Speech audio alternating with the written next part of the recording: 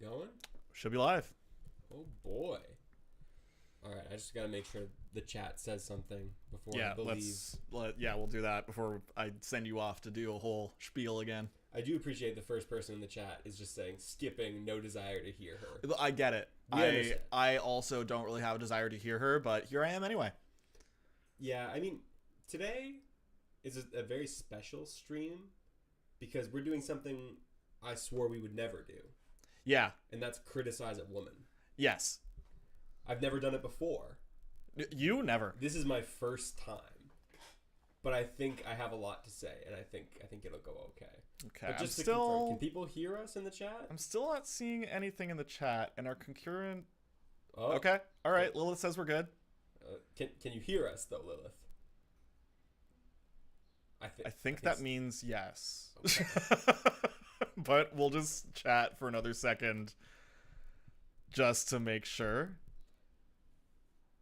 While we're doing that, I'm going to grab my audio box off the floor and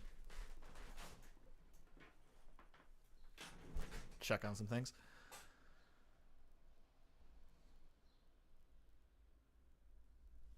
Okay. I don't know if people can hear us or not. I really, truly don't know.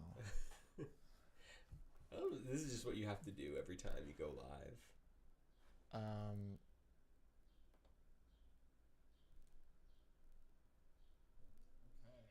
No, they can hear us. They can hear us. Okay, cool. Delightful. Okay. I guess. Shall we get into it? Hey, there we go. Okay. Cool. Okay, cool. All right. So yeah, let's get into it then. So, I mean, before we jump into the video itself, so we're going to be talking about ShoeOnHead's video about USAID. I'm going to call it USAID. I feel people go like both ways with it, so I don't know what the correct terminology is, but we're going to go USAID. And I want to make sure that we're all on the same page here. Do you know who ShoeOnHead is? Only kind of vaguely, as being that she's like, this feels awful to say, but it's like, she's the one that I was like, oh, she's pretty, and then heard some reviews and went, ooh. Yeah. And honestly, some of the views are good. Yeah, that's the thing. Is like sometimes I'm like, oh, that's actually a good take, and then other times I'm horrified. That's what this video is. It's a little bit of both. So basically, I guess ShoeOnHead got her start. I don't know. Do you want to pull up the video just so we have it like on screen? ShoeOnHead got her start. I don't know when exactly, but probably around 2016. That's when she really popped off. Like peak anti-SJW YouTube times. So when BuzzFeed was just talking about manspreading all the time, and you could just get in front of a webcam and say, "This is wrong. This is just how dare people say men have balls?" If you didn't know, that was like peak content. You get millions of views for that. And so ShoeOnHead was like really stood out among that crowd because she was the one person that wasn't like a smelly guy. Right. Yeah. So it really benefited her. So she was able to come out here and say that, feminism is stupid and wokeness, ugh, yuck. And, insightful things like that. But then I guess she never really talked like hard politics like around that period. Like she wasn't talking about who she's voting for or whatever. So around like 2020, she becomes like, she's very openly pro Bernie, where she's like, yeah, just because I think, that left-wing culture war stuff is stupid doesn't mean that I don't believe in social democracy. Right. So, she's very pro-Bernie because he's also not like the most woke of the Democrats, which that puts like a real divide between her and a lot of the other people in that space, where like Sargon of Akkad and like... Oh, haven't heard that name in so long. Oh my God. Has, man. I don't know what these guys get up to anymore. H-Bomb destroyed that guy and then he just vanished. Man, everyone was destroying that guy. It was so weird. I've just never seen anything good come out of that guy. No. So around that period, like I think she was friends with the guy. Like she was friends with a lot of these people who were making these really bad videos. So she really stood out as someone who was like, oh, I don't really buy into the far right stuff. I just don't like the woke shit or whatever. Okay. And so Vosh, if you'll recall, your favorite streamer, your favorite leftist Vosh, he befriended her a number of years ago. Okay. And I think they were pretty friendly because they both believed in the same sort of economic things, give or take, like eat the rich, all that stuff. Yeah. But a lot of Vosh's fan base did not like ShoeOnHead because, and you know, at this point, this is when I first started getting into online shit, and I was never a big Vosh guy, I was never a big ShoeOnHead guy, but I was aware of kind of what was going on with these people. Yeah. And people would always talk about like, oh, Shoe hasn't changed, she's still the worst. And I was always like, I don't really, what did she say that was so bad? And oh boy. Yeah, because this is some really bad shit. This is the thing I have with a lot of internet stuff is like I'll come across someone who I'm not really familiar with and be like, oh, okay, it's like there's some people saying they suck, but I'm like, is it conservatives saying they suck because they made a video saying how trans people are valid? Or I can assure you that's not the case. Or do they suck because they're horribly abusive to every single partner they've had? Yeah. So the thing is, it's really, it depends on where your entry point is, where you like fall on this stuff. So if you just are introduced to Shoe and you're like, oh, she's like an anti-woke but like leftist, oh, she's probably fine, versus people who had been around for years and knew who she was were all like, no, she's the devil, don't let her in, like keep her out. So okay, Lilith, it's actually, that's Keffels in that photo with Destiny and Vosh, another strange being that lives in my computer that I don't think we need to talk about today, but no, yeah, so Shoe, I don't know if there was a falling out there. I don't know. I don't hear about any of these people anymore. I don't hear about Vosh or Shoe. This video was the first I've heard about Shoe in a long time because I'm actually blocked by Shoe on Twitter. So I don't know what she gets up to most of the time. Oh, that's excellent. I think she'd actually been in a hiatus for a long time, so I didn't miss anything. So, but I have to know, and I'm sure the people want to know, why did she block you? So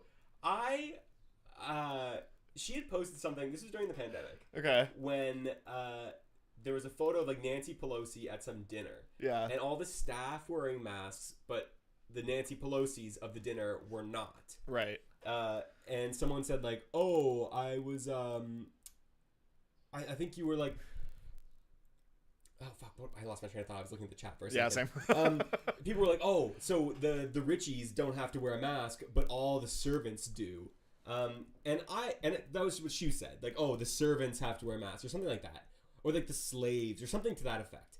And I responded to it where I was like, I just don't like when people refer to like working people as like servants or slaves. Like, these are people working for a wage. Like, I don't even disagree with the point necessarily, like, oh, why are they wearing masks? And, you know, not wearing masks. No, it seems like a double standard, but I mean, in this case, I don't even think it's necessarily a double standard because the people are eating.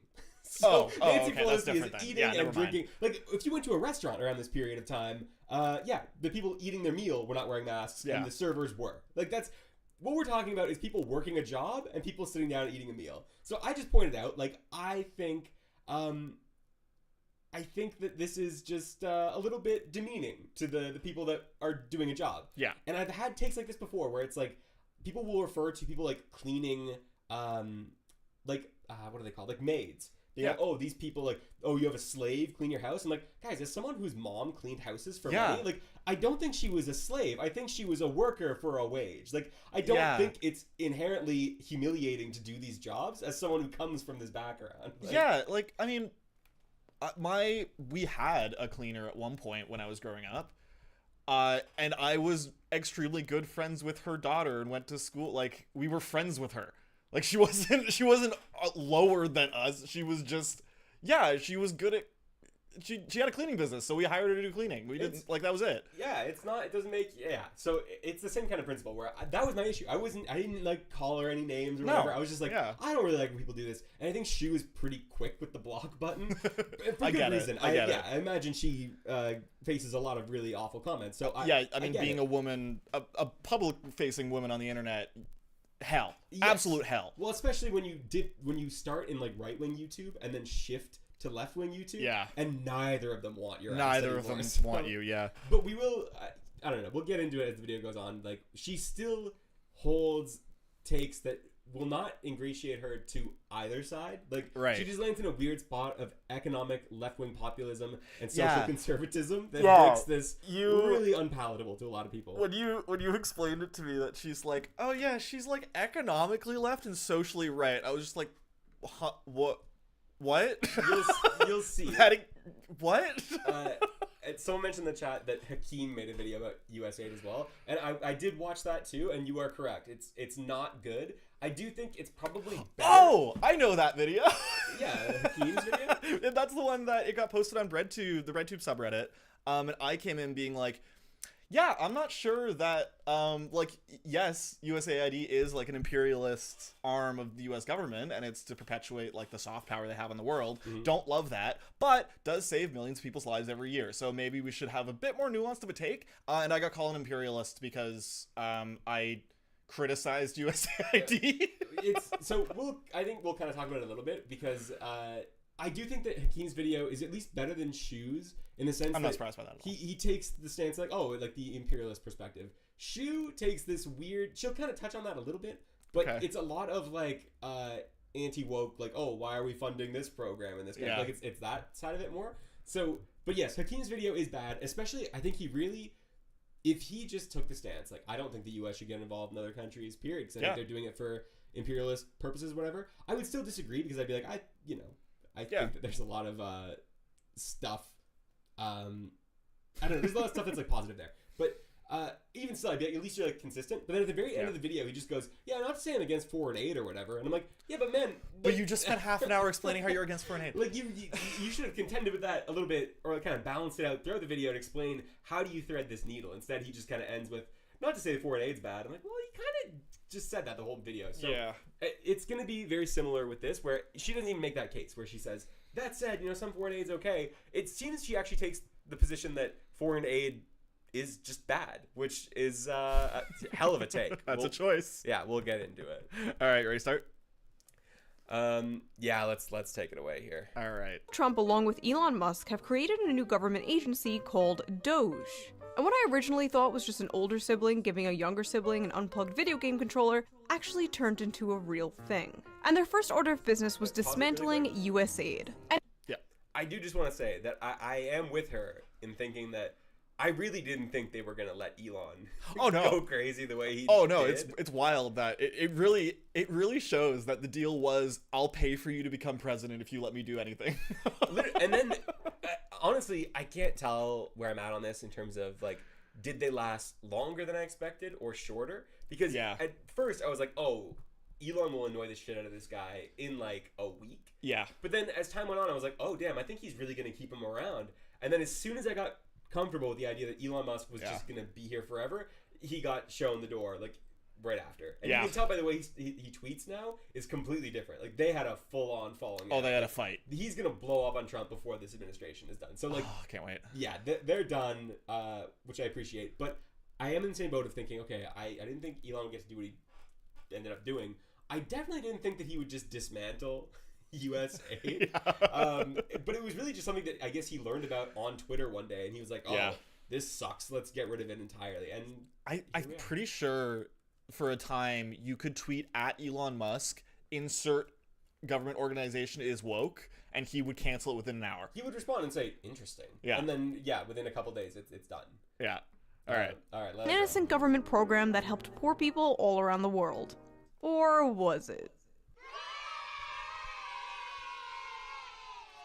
Hello and welcome back to the ShoeOnHead channel. I am ShoeOnHead and I am not real. I am a figment of your imagination. You have been in a coma since 2012. Wake up. Wake up. Today we will be talking about the dark, seedy underbelly of USAID. This is a topic I've been interested in for a very long time now. And now that recently USAID has been in the news, I figured it is a perfect time to finally talk about it. All the mainstream liberal coverage I've seen of this has basically been late-night talk show hosts crying fake tears about it being dismantled, and all the mainstream Republican coverage has just been about all the woke shit USAID was apparently funding. But I promise... Yeah.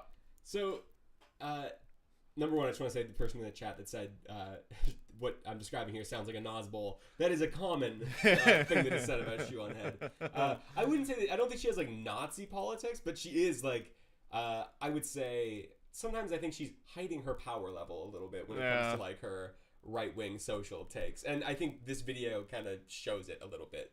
But I do just want to say up front that as someone who has been reading like mainstream news about USAID getting shuttered, the idea that, the Republican side is just that it's woke shit or whatever, she presents that as though it's a bad thing, but that's kind of what she does in this video as well, for at least a good chunk of it. So I'm kind of surprised she said that. But the other piece is like, oh, the liberal side has just been posting it as like just an unadulterated good, like a charity thing.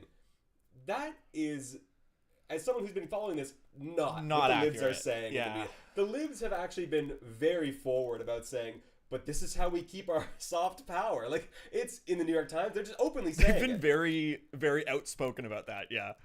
Yeah, it's very, there's a lot of that. Like, this is helping us stop. Like, there was a bunch of Democrats came out and said, hey, USAID's not a charity. It's a way that we wield influence in poor countries. Like, stop saying that.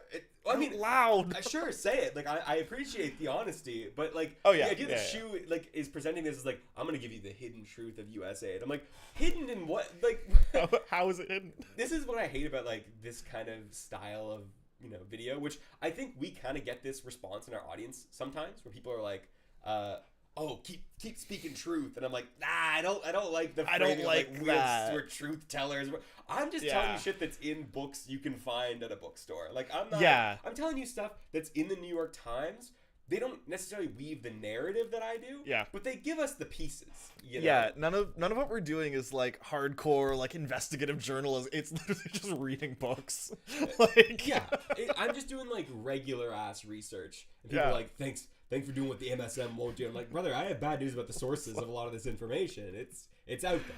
But this was especially egregious, where I think she is right in pointing out that I think USAID coverage on the Colbert show was not great. But shocking. I wouldn't go to Jimmy Kimmel for like what is the mainstream take on anything. No. So it's a bad example. But she does have a clip of Colbert literally saying that the point of USAID is to help people, which is just like fundamentally not true. Like by their own charter, it's not the case. All right. I promise you, it is more than that. A lot more. If you're not a very political person and you only come here to consume the Reddit gender war slop, you should still stick around for this because this gets juicy. And remember, even if you're— So she's apologizing to her audience that she's putting out something that isn't just culture war slop. Sorry we're doing actual politics today. But I mean, I would say this video is still very much Reddit gender war slop as well, as we'll see. You're not interested in politics. Politics is interested in you. And trust me, I understand why some people aren't interested in politics. It's confusing, it's stressful, it's a lot to keep up with. I feel like 500 things happen every single day. But thankfully, I have a tool to help with that. That's right, ladies and gentlemen, this video— Oh, it's ground news. It is ground news. All right, let's see. I do want you to see that she switches up her fit for this, which makes me wonder. I'm like, did you record this ad like by USAID? Just kidding. This video is sponsored by Ground News. Let's quickly give them a shout out, and then we will jump when you shoot this and when you shoot the Ground News thing, because like this is completely no, this is completely different. This is something. But I think she wears a lot of wigs too. I heard that she like pulls her hair out because of stress and stuff. So maybe that's all just wigs, and she just switches up the look day to day. I don't know. I'm just gonna blank it until it's done, so they can't hear it. I mean, can you just fast forward through it, or? Yeah, I can try. Sorry, Ground News. It's long. Like, this is the problem with these like Ground News ads. They're so long. They're getting so gratuitous. It's like 2 minutes. Oh, okay, go back. There we go. Okay. So Donald Trump and Elon Musk created the Department of Government Efficiency, aka DOGE. Get it? Like the Reddit meme from 2012? Epic bacon, my fellow memers. Honestly, who am I to talk about dead memes? My username is ShoeOnHead. So DOGE's supposed goal seems to be cutting useless spending the government is making us pay taxes on. Now, I have very mixed feelings about taxes. From each according to his ability, to each according to his needs. Taxation is theft! The tree of liberty will be refreshed with the blood of tyrants! My opinion— Oh, so you just don't know what taxes are. No, I think I get the thing. Like, you know, you better believe I be doing my taxes in such a way that I get to pay less. Like, really? Yeah, man, I get to put it, if I put it in a first home savings account, I get to deduct that money from my income. Absolutely, I'm taking that money. That's like a couple grand a year. Is this where I reveal I'm the kind of person who doesn't want a bank account? Oh, That does not surprise me. I'd be moving my money. I'm in the Cayman Islands. I'm in the Panama Papers, baby. I'm moving my money around. If it was realistically possible for me to keep all my money in a box under my bed, I absolutely would. Unfortunately, cash doesn't really work anymore. No, I'd be moving my funds around. I like technology too much. Yeah, no. See, but I get the sentiment here of like, oh, I hate paying tax. No, sure. But at the same time, I'm also like, I'm surprised that she's just doing the thing like 364 days a year. I'm like a hardcore commie, because I remember she used to be really hardcore about being like, guys, I'm not a socialist, I'm a social democrat, and she was saying this specifically to people like Sargon of Akkad, who were like saying, stop hanging out with socialists, and she's like, I'm not one. But I think at this point she's kind of like, I basically am one. Like, I'm just gonna admit it, which is so weird. It's just the rest of her politics that are a little bit ooh. All right. Has always been, if we are going to pay taxes in this country, could they at least go to things that actually help people, like Medicare, Medicaid, Social Security, child tax credits, firefighters, fixing our bridges and roads, castrating pedophiles, government-funded girlfriends, things like that. And yes, we should be auditing the government. I think that's a good thing. Frankly, I don't care who does it as long as they do it well. Good things are good. So I get what she's doing here, where like, most of the stuff she listed there, I'm like, yeah, right on. Bridges and roads, Medicare, Medicaid, Social Security. So all that stuff, like, this is what I mean, where I'm like, she is like, you see a lot of people like Tim Pool who will be like, hey, I'm actually economically like left wing. And then he talks about how Social Security is a pyramid scheme. Yeah. Like, he is firmly right wing in every conceivable way. Shue like walks the walk when it comes to like the economic stuff, where she's like, yeah, no, fund the shit out of the government. Like, that's a good thing. The problem here, and I've heard Shue's brand of politics called slopulism before, and I understand why, because she's saying stuff like this where she's like, I think auditing the government is good. Correct, Shue. That's why the government is audited all the time. Yeah, that's why the government is audited to kind of an insane degree. They have inspector generals for this stuff. Yeah. They get audited. Exactly. This is the thing. Like, they fired the inspector generals that audit the government. Yeah. This is not about that. And I don't think that she thinks that it is necessarily about that. But, if we're talking about DOGE and we're talking about USAID, first and foremost, you have to be like, Elon Musk and Donald Trump are like being extremely cynical and lying about everything here. Yeah. I would not frame it this way of like, oh, I'm okay with us auditing the government, without first being like, to be clear, what's happening right now is totally illegal by like pretty much every measure. Okay. Bad things are bad. I'm anti-bad things, pro-good things. Those are my politics. And hating libertarians. Just kidding, I love libertarians. I get along great with them. As long as we don't talk about child labor. Anyway, DOGE got straight to work, firing government workers and basically hiring my Twitter mutuals. What was once a theater kid-occupied government is now a right-wing schizo poster-occupied government.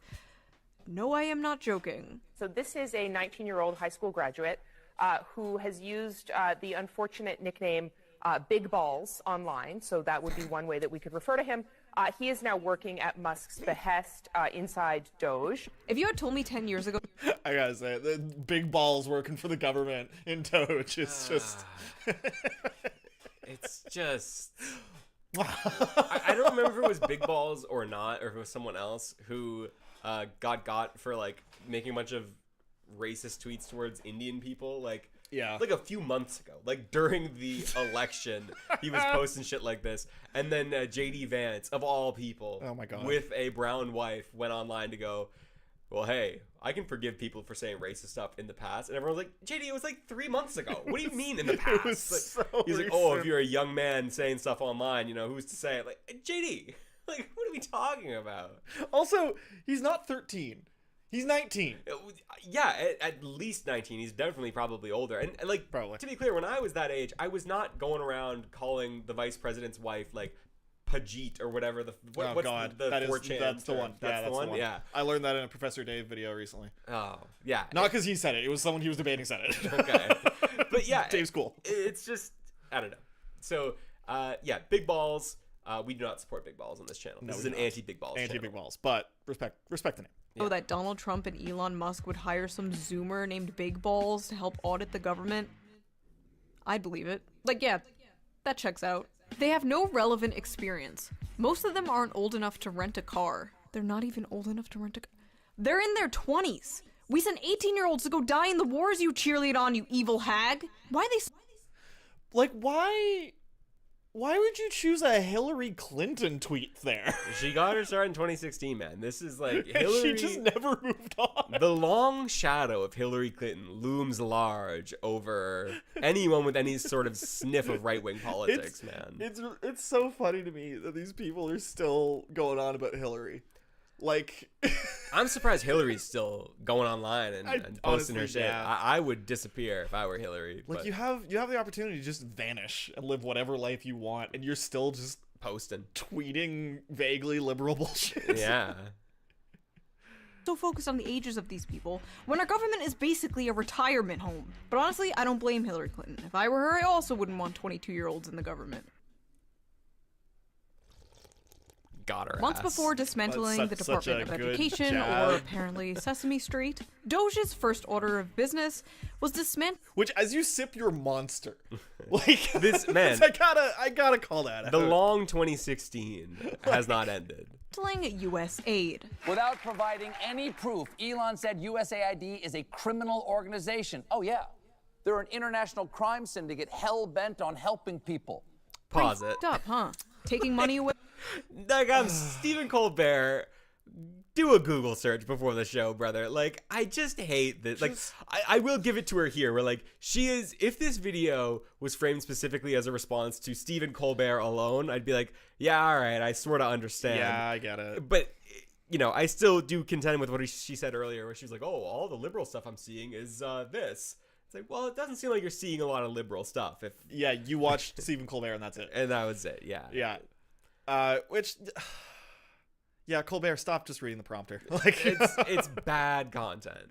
just like, don't just read whatever your writers put in front of you. Yeah. John Oliver learned better. John Oliver got better, so can you. From an aid program that helps poor people all around the world. Except USAID was not exactly that. In fact, it doesn't even f***ing stand for aid. It stands for a United States Agency for International Development. Pause it. It has Like, this is probably the worst point she makes in the video, where I'm like, yeah, Shoe, international development. It doesn't even mean aid. It just means a synonym for aid. Like, this, it literally, like, it's an acronym, yes, but an agency for international development necessarily means that it's giving aid to other countries. And it's not even in dispute that it gives aid. It does do that, Shoe. Like, what are you talking about? That's something I write in and then immediately read back and go, that doesn't make any fucking sense. Yeah, this is like, I think she had this idea when she first looked up USAID, Yeah. thinking it just meant US aid. And then she was like, Yeah. wait, it's an acronym? And then she was like, this is hard. This goes hard. I'm gonna write something about this. I'm like, no, it's not good. all to do with aid. But honestly, I don't blame you for thinking it does. After all, they do make the word aid a different color in the logo. Those sneaky bastards. Although it said USAID provides 42% of global aid, the truth is most of those funds are just spent paying US contractors and secretly conducting regime change. Paying U.S. contractors for what? Shoe. Yes. So I do think there is like a valid criticism here of, like, you know, in certain countries, it would help them more if you contracted out the work to the local people. Yeah, and actually in that Reddit thread, that's what I was saying we should be doing, is like, hey, maybe we shouldn't make this like a neo-colonial effort. Maybe we should like work with those countries to figure out what they need most. Yeah. But also, like, when she's referring to, like, oh, government contractors and things like that. Yeah, you mean, like, the government contractors that make that the peanut butter protein paste that saves millions of children who are dying from malnutrition? Because that's one of the things. That's one of the contractors, is the people who make that. Yeah, and, like, it's not even... I think she's kind of doing, like, a bastardized version of this common talking point that I saw, which was, like... where is it here? I have it written down. This is a quote from Marco Rubio. In some cases with USAID, 10, 12, 13%, maybe less, of the money was actually reaching the recipient, and the rest was going into overhead and the bureaucracy. This is just, like, obviously not true. Like, just the idea that, like, 88% of the money in USAID was just overhead and administrative work. Yeah. Makes no sense at all. Like, No, when that you're doesn't pass any kind of... Yeah. No, it's like when we were talking about in our Luigi Le Angione Right. video. Yes. When we were talking about like the inefficiency of private healthcare, and this is a massive inefficiency. We were talking about like less than 10% difference, or like give or take like 10% difference between private and public, and that's a massive amount of administrative labor. If you have 10% more of your total budget going towards that, to be like, oh yeah, 88% of USAID's budget goes to a bunch of dipshits playing around on the computer. Come on, man. Like, who is to believe that other than Elon Musk himself? Like, so, for real. Basically, like when you break it down, it's like the way they put it in the New York Times, in the failing New York Times. They said, this is misleading. Mr. Rubio was likely referring to a January report from USAID showing that about $2.1 billion or 12.1% of its funding went directly to local partners. But that does not mean that 80 to 90% of funding was spent on overhead and bureaucracy. In fact, most of the agency's funding is channeled through other recipients like American companies and charities, as well as public international organizations. So like, if they were to give money to the Red Cross and the Red Cross distributes the aid, that would be in Rubio's 88% of of overhead. That's not overhead. That's just channeling money through different organizations. Thank you for the love, Jesus? I don't know. Hey, I appreciate it. We appreciate you all the same. But yeah, like it's just people love throwing around statistics and not thinking about them for a second. Not just like seeing a number and saying, oh, I'm going to say something similar. I'm gonna use some synonyms when I describe what it is, and you just completely change the meaning of it. USAID could have been more efficient. This is like a common thing that people who are even defending were like, yeah, it could have been better. We could have been better about sending money to different groups instead of the ones that we did. However, let's not throw out the baby with the bathwater here, folks. Like, and like an argument that I've made for it is like, if you are an anti-imperialist, USAID is a big problem because it both helps people and extends that, and that's the point. Is that by helping people, it's a shield. Yeah. Which means that nobody can come in and just like dismantle it with a snap of their fingers in previous pre-Musk times. Yeah. Because they would have hell to pay. Yeah, we used to have checks and balances. Yeah. In fact, even just socially, well, you just like you can't cancel money that's been distributed by Congress legally. Congress has to cancel that money. Yeah. Elon Musk has no mandate to do that. It's just obviously or any accountability. Like exactly. Yeah. So I guess technically he's not leading, or he wasn't leading DOGE. They had some random person, some random Republican who was on vacation and got a phone call, and she was like, I'm the head of what? Like, she literally didn't know because Elon is running it. And she was just, you ever see that thing in The Simpsons where Mr. Burns does not own the nuclear plant? He's right underneath the bird. Yeah. They made a bird the head of the nuclear plant, so Mr. Burns is not accountable to it. They did that with a member of Congress is the fucking bird.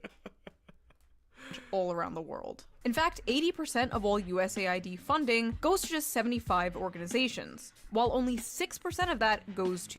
So, like, the Red Cross, Doctors Without Borders? You gotta tell me who the groups are before I get mad. Like, what if they're...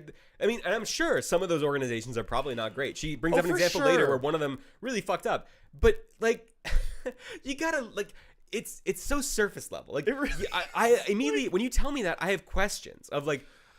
Well, who are they? Who are those 75 then? Tell me about them a little bit. Like when we did our video on like the war, the Soviet-Afghan war. Yeah. And I was like, oh, most of the U.S. money goes to 7 Mujahideen groups. I at least tell you about 2 of them. Yeah. Like the 2 most commonly covered groups that, make up most of the narrative. And quite honestly, the 2 that the most is known about. Exactly. And the other ones, I kind of give you in one of the videos a brief summary. But like, I wouldn't just say, can you believe it goes to 7 groups? Anyway. You'd be like, well, I don't know what to make of that. Are any of them good? Yeah. Like, let me break it down for you. That's the purpose of this. Like, yeah. And like the whole point of that video was going into how different those 2 we covered were. Exactly. Yeah. And so, I would expect if I were making this video, if I were Shoe, and maybe I am tempted to make a USAID thing because there's just so much going on. The news cycle is so fast now. There's just so many things going on, yeah.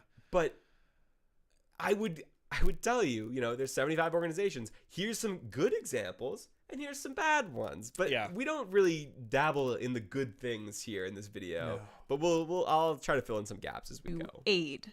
And by auditing USAID, DOGE exposed the true, real puppet masters behind the secret cabal of evil masterminds funding the woke ideology spreading all around the globe. You. Yes, it was you, American taxpayer. Turns out the deep state was the friends we made along the way. And yes, it's true, we are spending billions of dollars in our tax money to fund things like teaching Sri Lankan journalists how to avoid binary gendered language. Pause it. Maybe we take this one step at a time.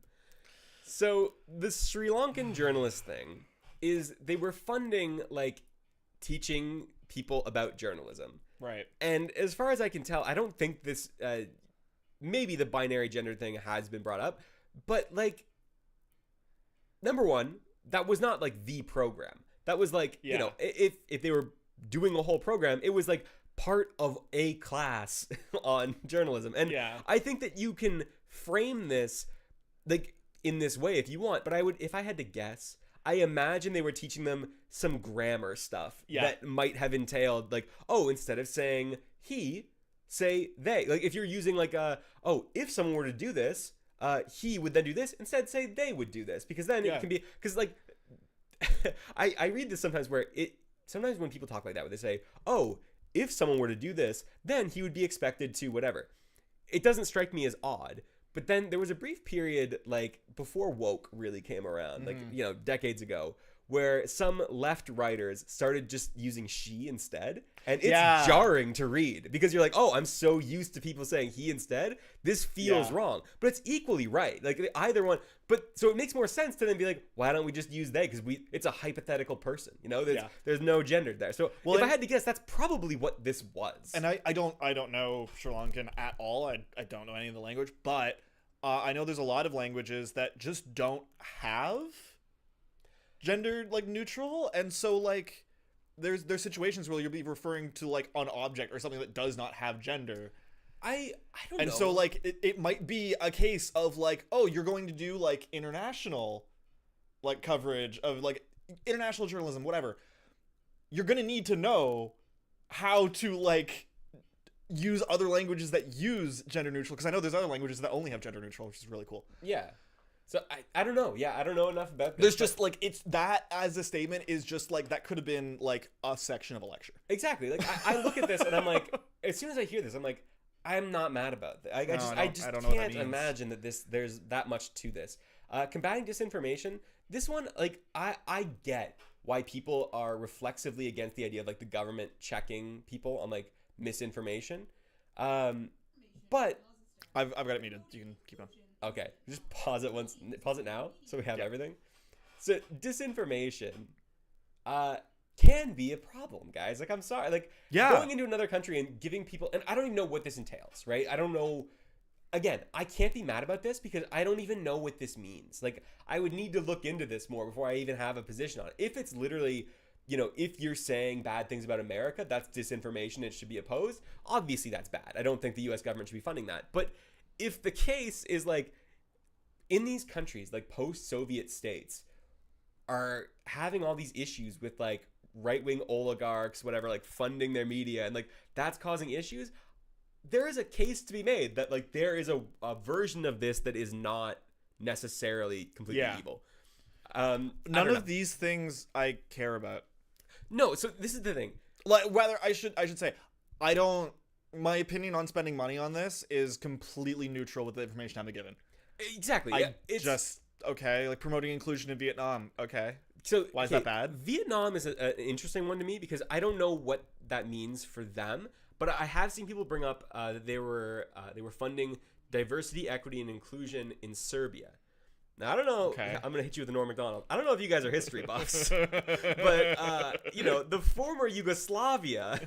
I'm also looking at the Armenian one and just Yes. Common in Eastern Europe, particularly in former Yugoslavian countries. Yeah, man, diversity, equity, and inclusion was a freaking problem for a number of years when we were all in diapers. people were killed in the, hundreds of thousands for their ethnicity. There were kind of those like countries in there that were just all genociding each other.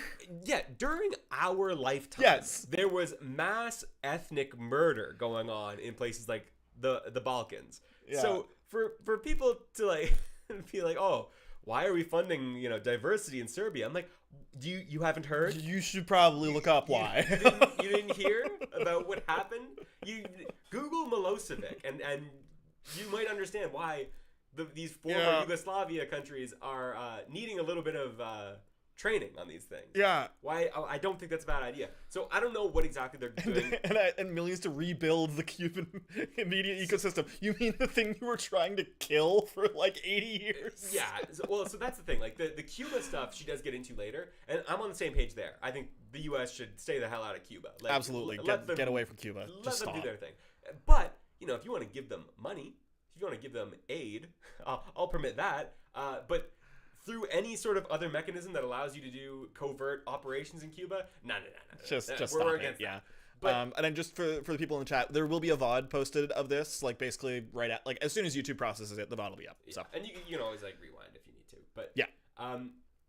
Like you said, the LGBT group in Armenia, like I think people forget that like not everyone is where we're at on LGBTQ stuff. Like you really have to. There needs to be some work in a lot of these countries, and I don't necessarily think it's a bad thing to spend money on that. But as we'll get to, I think Shue just believes that all of these are CIA ops. Yeah. Like this is all dark money cover-ups. I have a friend who's from Eastern Europe. I won't say more than that. But the country she's from, it's illegal to be gay. She is a lesbian. Yes. Like. This is not uncommon. Like, not every country's doing pride parades, folks. It's just, Yeah. LGBT group. Millions to rebuild the Cuban media ecosystem. Millions for LGBT causes in the Western Balkans. Millions for LGBT. Balkans. Yeah. I don't know why she says it that way. Maybe she Googled it and we're wrong, but I don't know. Maybe I've heard. Never heard You know of what? that. You know what? Yeah. I'll give some grace. Maybe I'm wrong. What? Okay, so like, here's the thing. We talk about like. What does millions for atheism in Nepal mean? That one is not for atheism. It's for because most people. How do you donate to atheism? It's because there's in Nepal, most people are Hindu, right? Yeah. And I don't know if you guys know about what's going on in India. Yeah. But contrary to I think their public perception, Hinduism is not necessarily one of the chill religions. No, it's not really all not. the time. No. So when you have like 80% of people in a country that are like Hindu, or any religion really, if you have a bunch of devout religious people in a country, you're gonna want to make sure you have a certain amount of respect for diverse viewpoints. And that's what this was. It wasn't for atheism specifically. It was for like Christians. Like it's for religious tolerance is what it was. Yeah, which like I can tell it's a lie because whenever people treat atheism like it's an organized religion and not just a bunch of individuals being like, I just don't really vibe with there being a god. They're basically just trying to convince the Hindu people, hey, let's be chill. Like I'm okay with spending that money. Like, and it's also again millions in the U.S. budget is a rounding error, but that too, and also like LGBT activism in Uganda, which is I'm pretty sure another place that it's illegal to be gay. I don't know about illegal, but I do know that Africa does not tend to be great. No, not great. Not any times. Okay. And then millions for male circumcision around the world. What are we talking about here? I don't know about that one. I'm not sure what she's referring to. If I had to guess, I would imagine that it's like countries that are doing circumcision and the babies are being damaged in the process, and they're like, oh, let's better their technology such that children are not being harmed, like a safer circumcision process. So again, that's the thing with all the stretches that are made around the other ones. I'm like, I don't know what that means. I don't. Like, so it's again, regardless, the amount of money being spent here, I don't imagine is that high.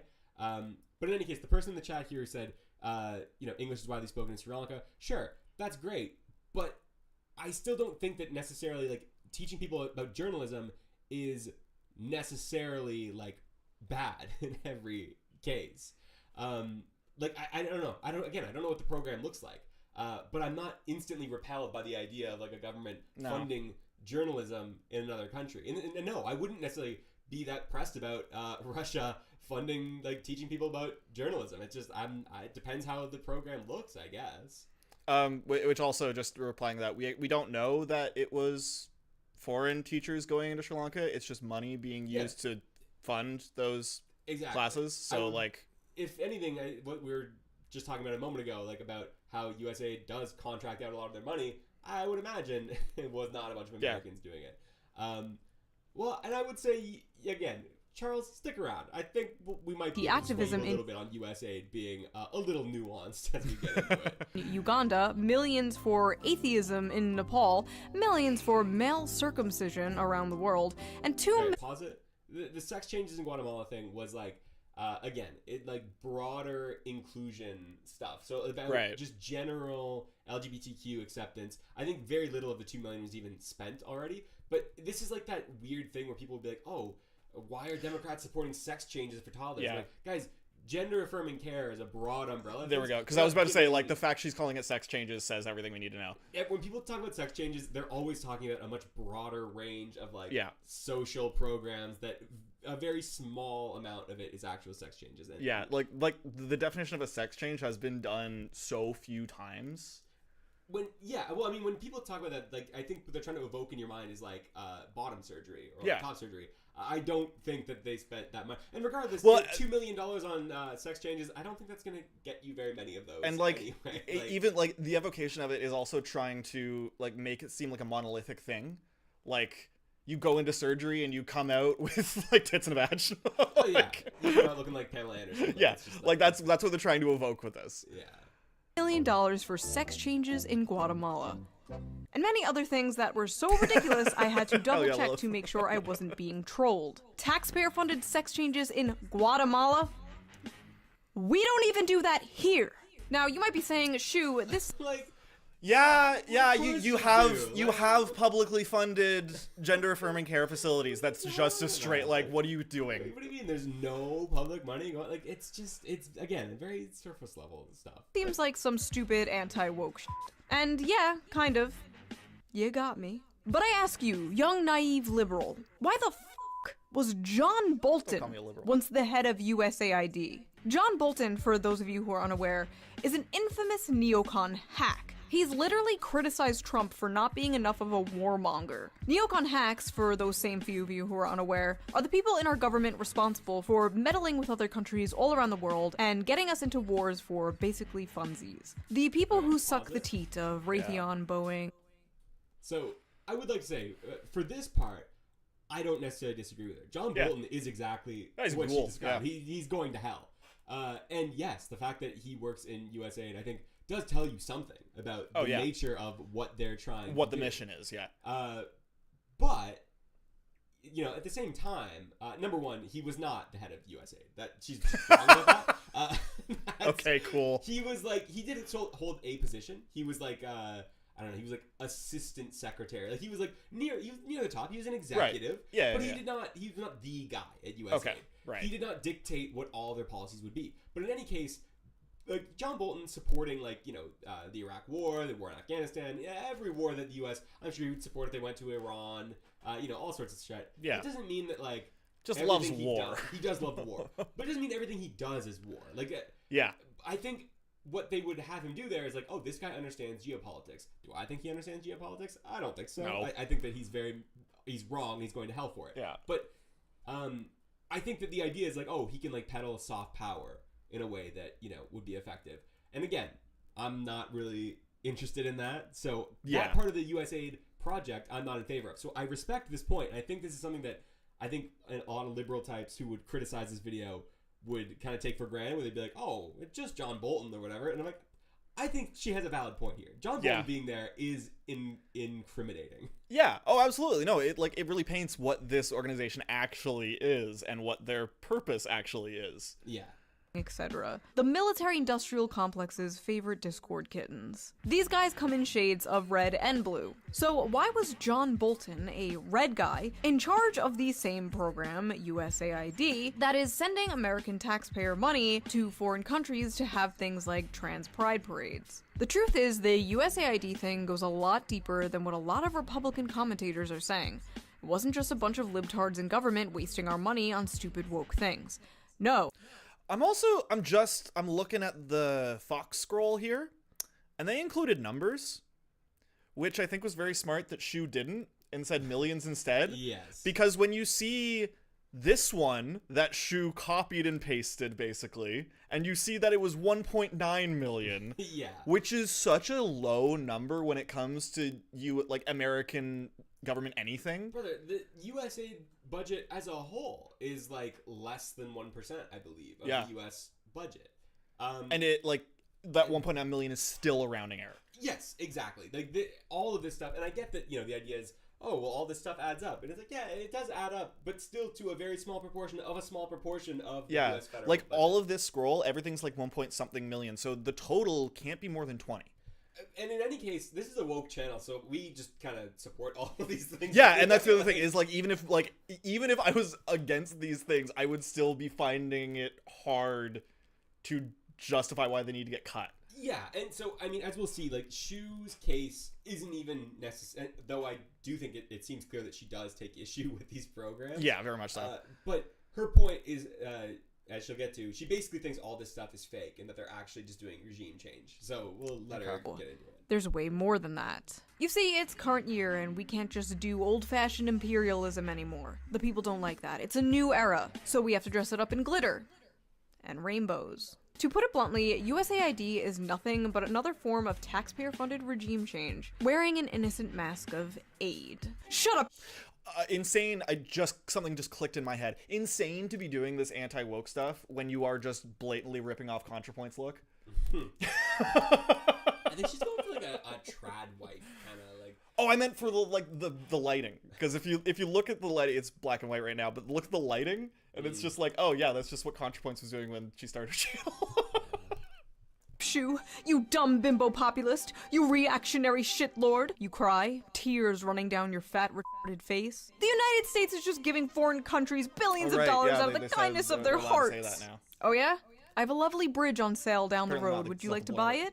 Listen, despite all its faults, I love America, and I love the American people. But if you believe the corrupt, greedy bureaucrats running the deep state of this country do anything out of the kindness of their hearts, you are a sweet, innocent angel, and you need to be protected at all costs. Pause it. No, you're just cynical. Okay, here's the thing. This point of hers, she has something here, but again, it's half-baked. Yeah. She could get into this, and I'll make the case for her here. Because I sent you something on Telegram, if you want to pull up that link. Signal. We use Signal. Come on. Signal, sorry. We dropped. We used to use Telegram, but then it became overrun with pedophiles. Yeah, we'll get there. Oh no. What? Well, I just saw who it's from. Yes. I swore on Patreon we were never going to talk about Destiny on the main channel, but he got into it with Shoe over this video a little bit. So right, we are watching this clip of this man. Give me a minute here to get this up. No, stop. Come over here. Let's go, let's do that, actually. There we go. So what he's pulling up right now is a clip of Destiny responding to that exact clip we just finished listening to. So for those of you who don't know, where Shoe is the hyper-populist, anti-establishment political voice, Destiny's the exact opposite. Destiny's take is basically everything that exists in American governance, or the vast majority of it, is there for a reason, and it's good. So, everything, establishment politics are excellent. And he will defend almost anything on those kinds of grounds. So this is him responding to the claim that, basically that you shouldn't trust government bureaucrats. And he basically just makes the case actually, most people in government are good people.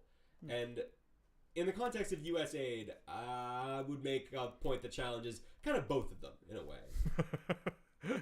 All right, give me 1 second here. Because doing this is kind of OBS and everything is just being annoying right now. Sorry. But yeah, we're digging back into the history of USAID here because as Charles in the chat here has pointed out, USAID has done some really abysmal things, and I'm going to lay out some of the worst of it, like just some of the most brutal stuff they are responsible for. This is kind of old. This is back in the 60s, I believe, when this was taking place. I'll have to check my notes as I pull them up. But I want to cover kind of like this idea from Destiny that like they're not bad people. And the problem with this is people who are normal, when put in certain positions, will do some of the most evil things you can ever conceive of. I don't know.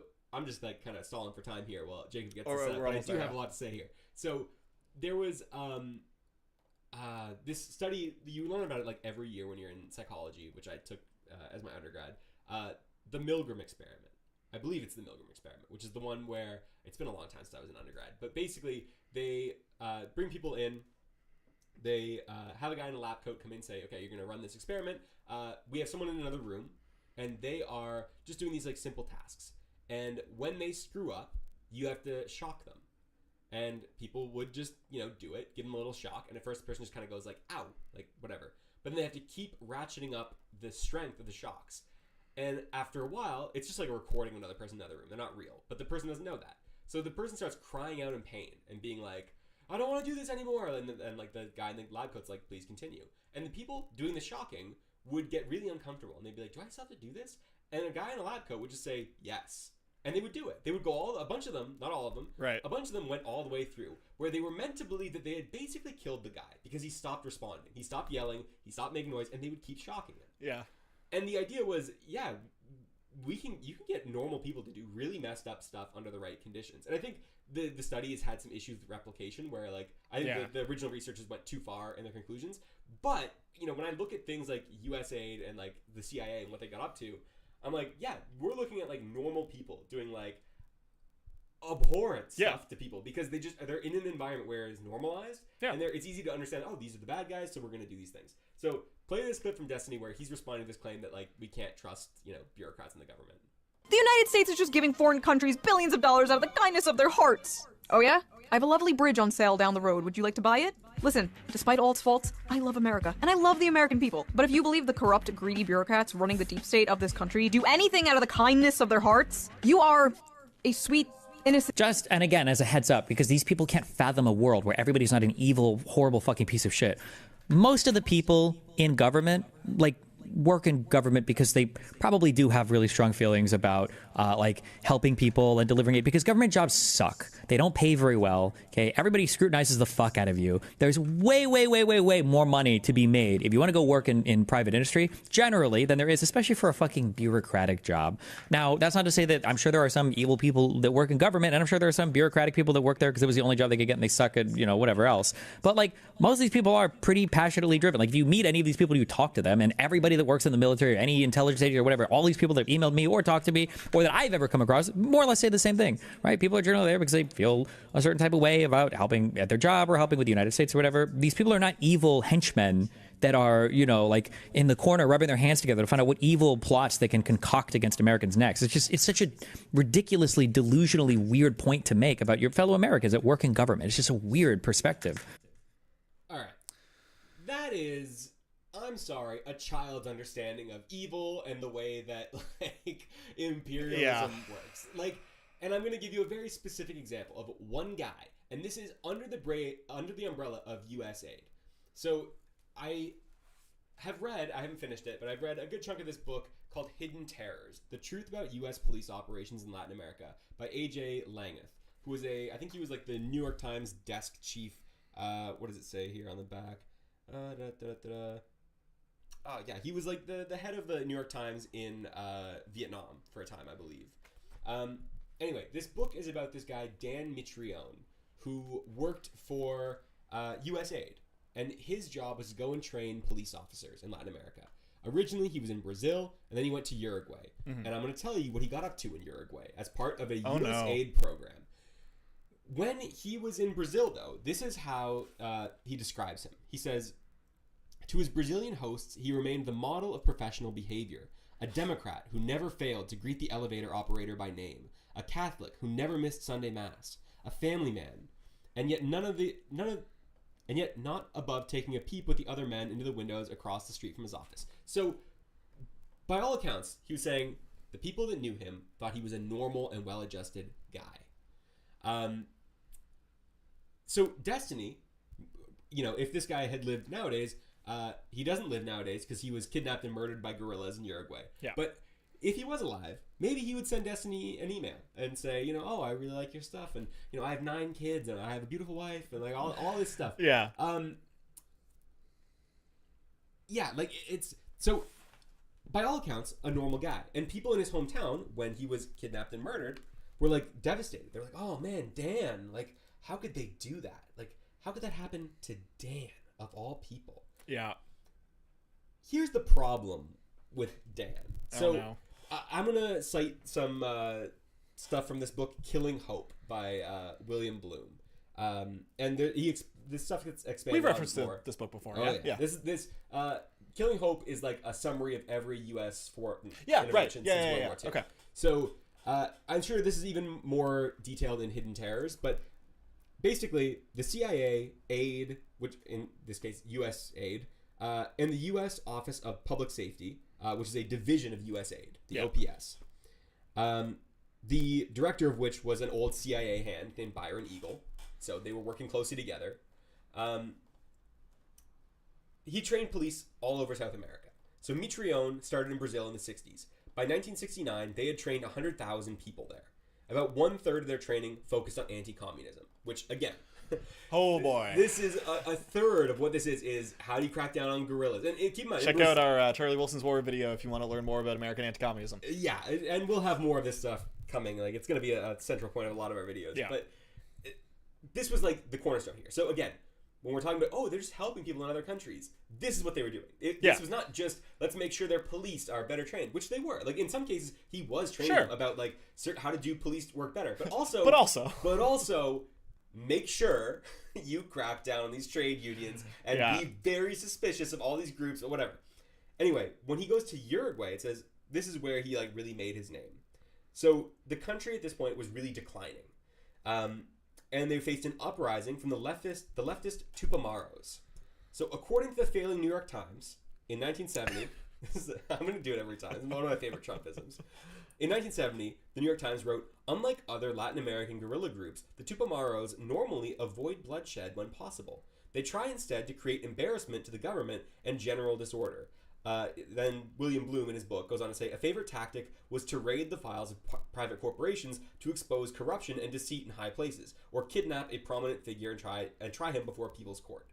So these guys were not like crazies. We're not talking about the Shining Path in Peru, like boiling babies or whatever. Like these guys were just like causing disruption in a very corrupt and impoverished country. Yeah. And it says here, torture existed in Uruguay already, but their chief of police intelligence said that Mitrione, again, an employee of USAID, made it a routine measure. What they would do, and this is just one thing, among a lot of other things, they would play tapes of women and children screaming in the other room and say it was the detained person's family. And doing stuff like this, and electrocuting people's genitals and their like tongues and stuff, like all sorts of stuff like this, led the Tupamaros to escalate things. Because they were like, well, if we're going to get kidnapped and tortured... And to say nothing of like beatings, which they also have detailed like accounts of Mitrione just like beating the crap out of people. He's like, I don't even ask questions at first. I just beat the hell out of them. And then like round 1, I beat the hell out of you. Round 2, I start asking questions. I'm still beating the hell out of you. Oh my God. Round 3, I got what I wanted. I'm going to beat the hell out of you some more because I think there might be more that you're not telling me. Like this is documented stuff. So the reason this police chief here, who came out and said this stuff, the reason he went public is because Mitrione tortured a friend of his, who was a woman who sympathized with the Tupamaros. When he went to complain about it, he was demoted. Like he said, hey, this Mitrione guy is torturing someone who has committed no crime, who is a sympathizer with a leftist movement that at this point is not like a violent, attempt to overthrow the government. And they demoted him for complaining about it. It says, things got so bad in Mitrione's time that the Uruguayan Senate was compelled to undertake an investigation.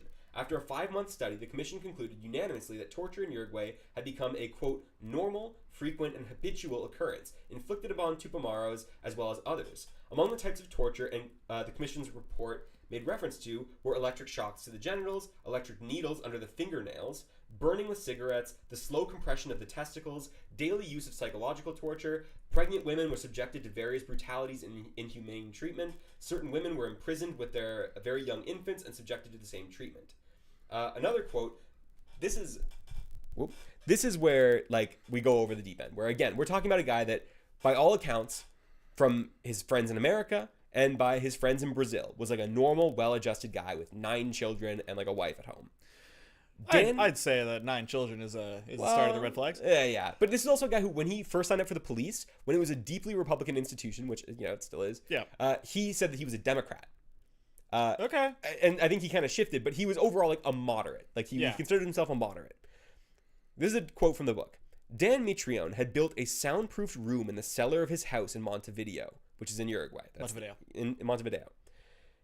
In this room, he assembled selected Uruguayan police officers to observe a demonstration of torture techniques.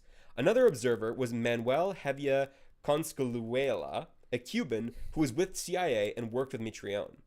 Hevia later wrote that the course began with a description of the human anatomy and nervous system. Soon, things turned unpleasant. As subjects for the first testing, they took beggars, known in Uruguay as bichicomes, from the outskirts of Montevideo, as well as a woman apparently from the frontier area with Brazil. There was no interrogation, only a demonstration of the effects of different voltages on different parts of the human body, as well as demonstrating the use of a drug which induces vomiting. I don't know why or what for, and another chemical substance. The 4 of them died. In his book, Hevia does not say specifically what Mitrione's direct part in all this was, but he later publicly stated that the OPS chief, quote, personally tortured 4 beggars to death with electric shocks. This was, again, by all accounts, a normal, moderate, probably at this point Republican, but a moderate conservative during the Cold War, funded by USAID to keep countries like Uruguay in order. Yeah. This Uruguay at this point was not yet a dictatorship either. Yeah. This was a declining liberal democracy. And they were just grabbing people off the streets and electrocuting them to death. Yeah. To practice for when they would torture organized for like, real leftists. time. Yes.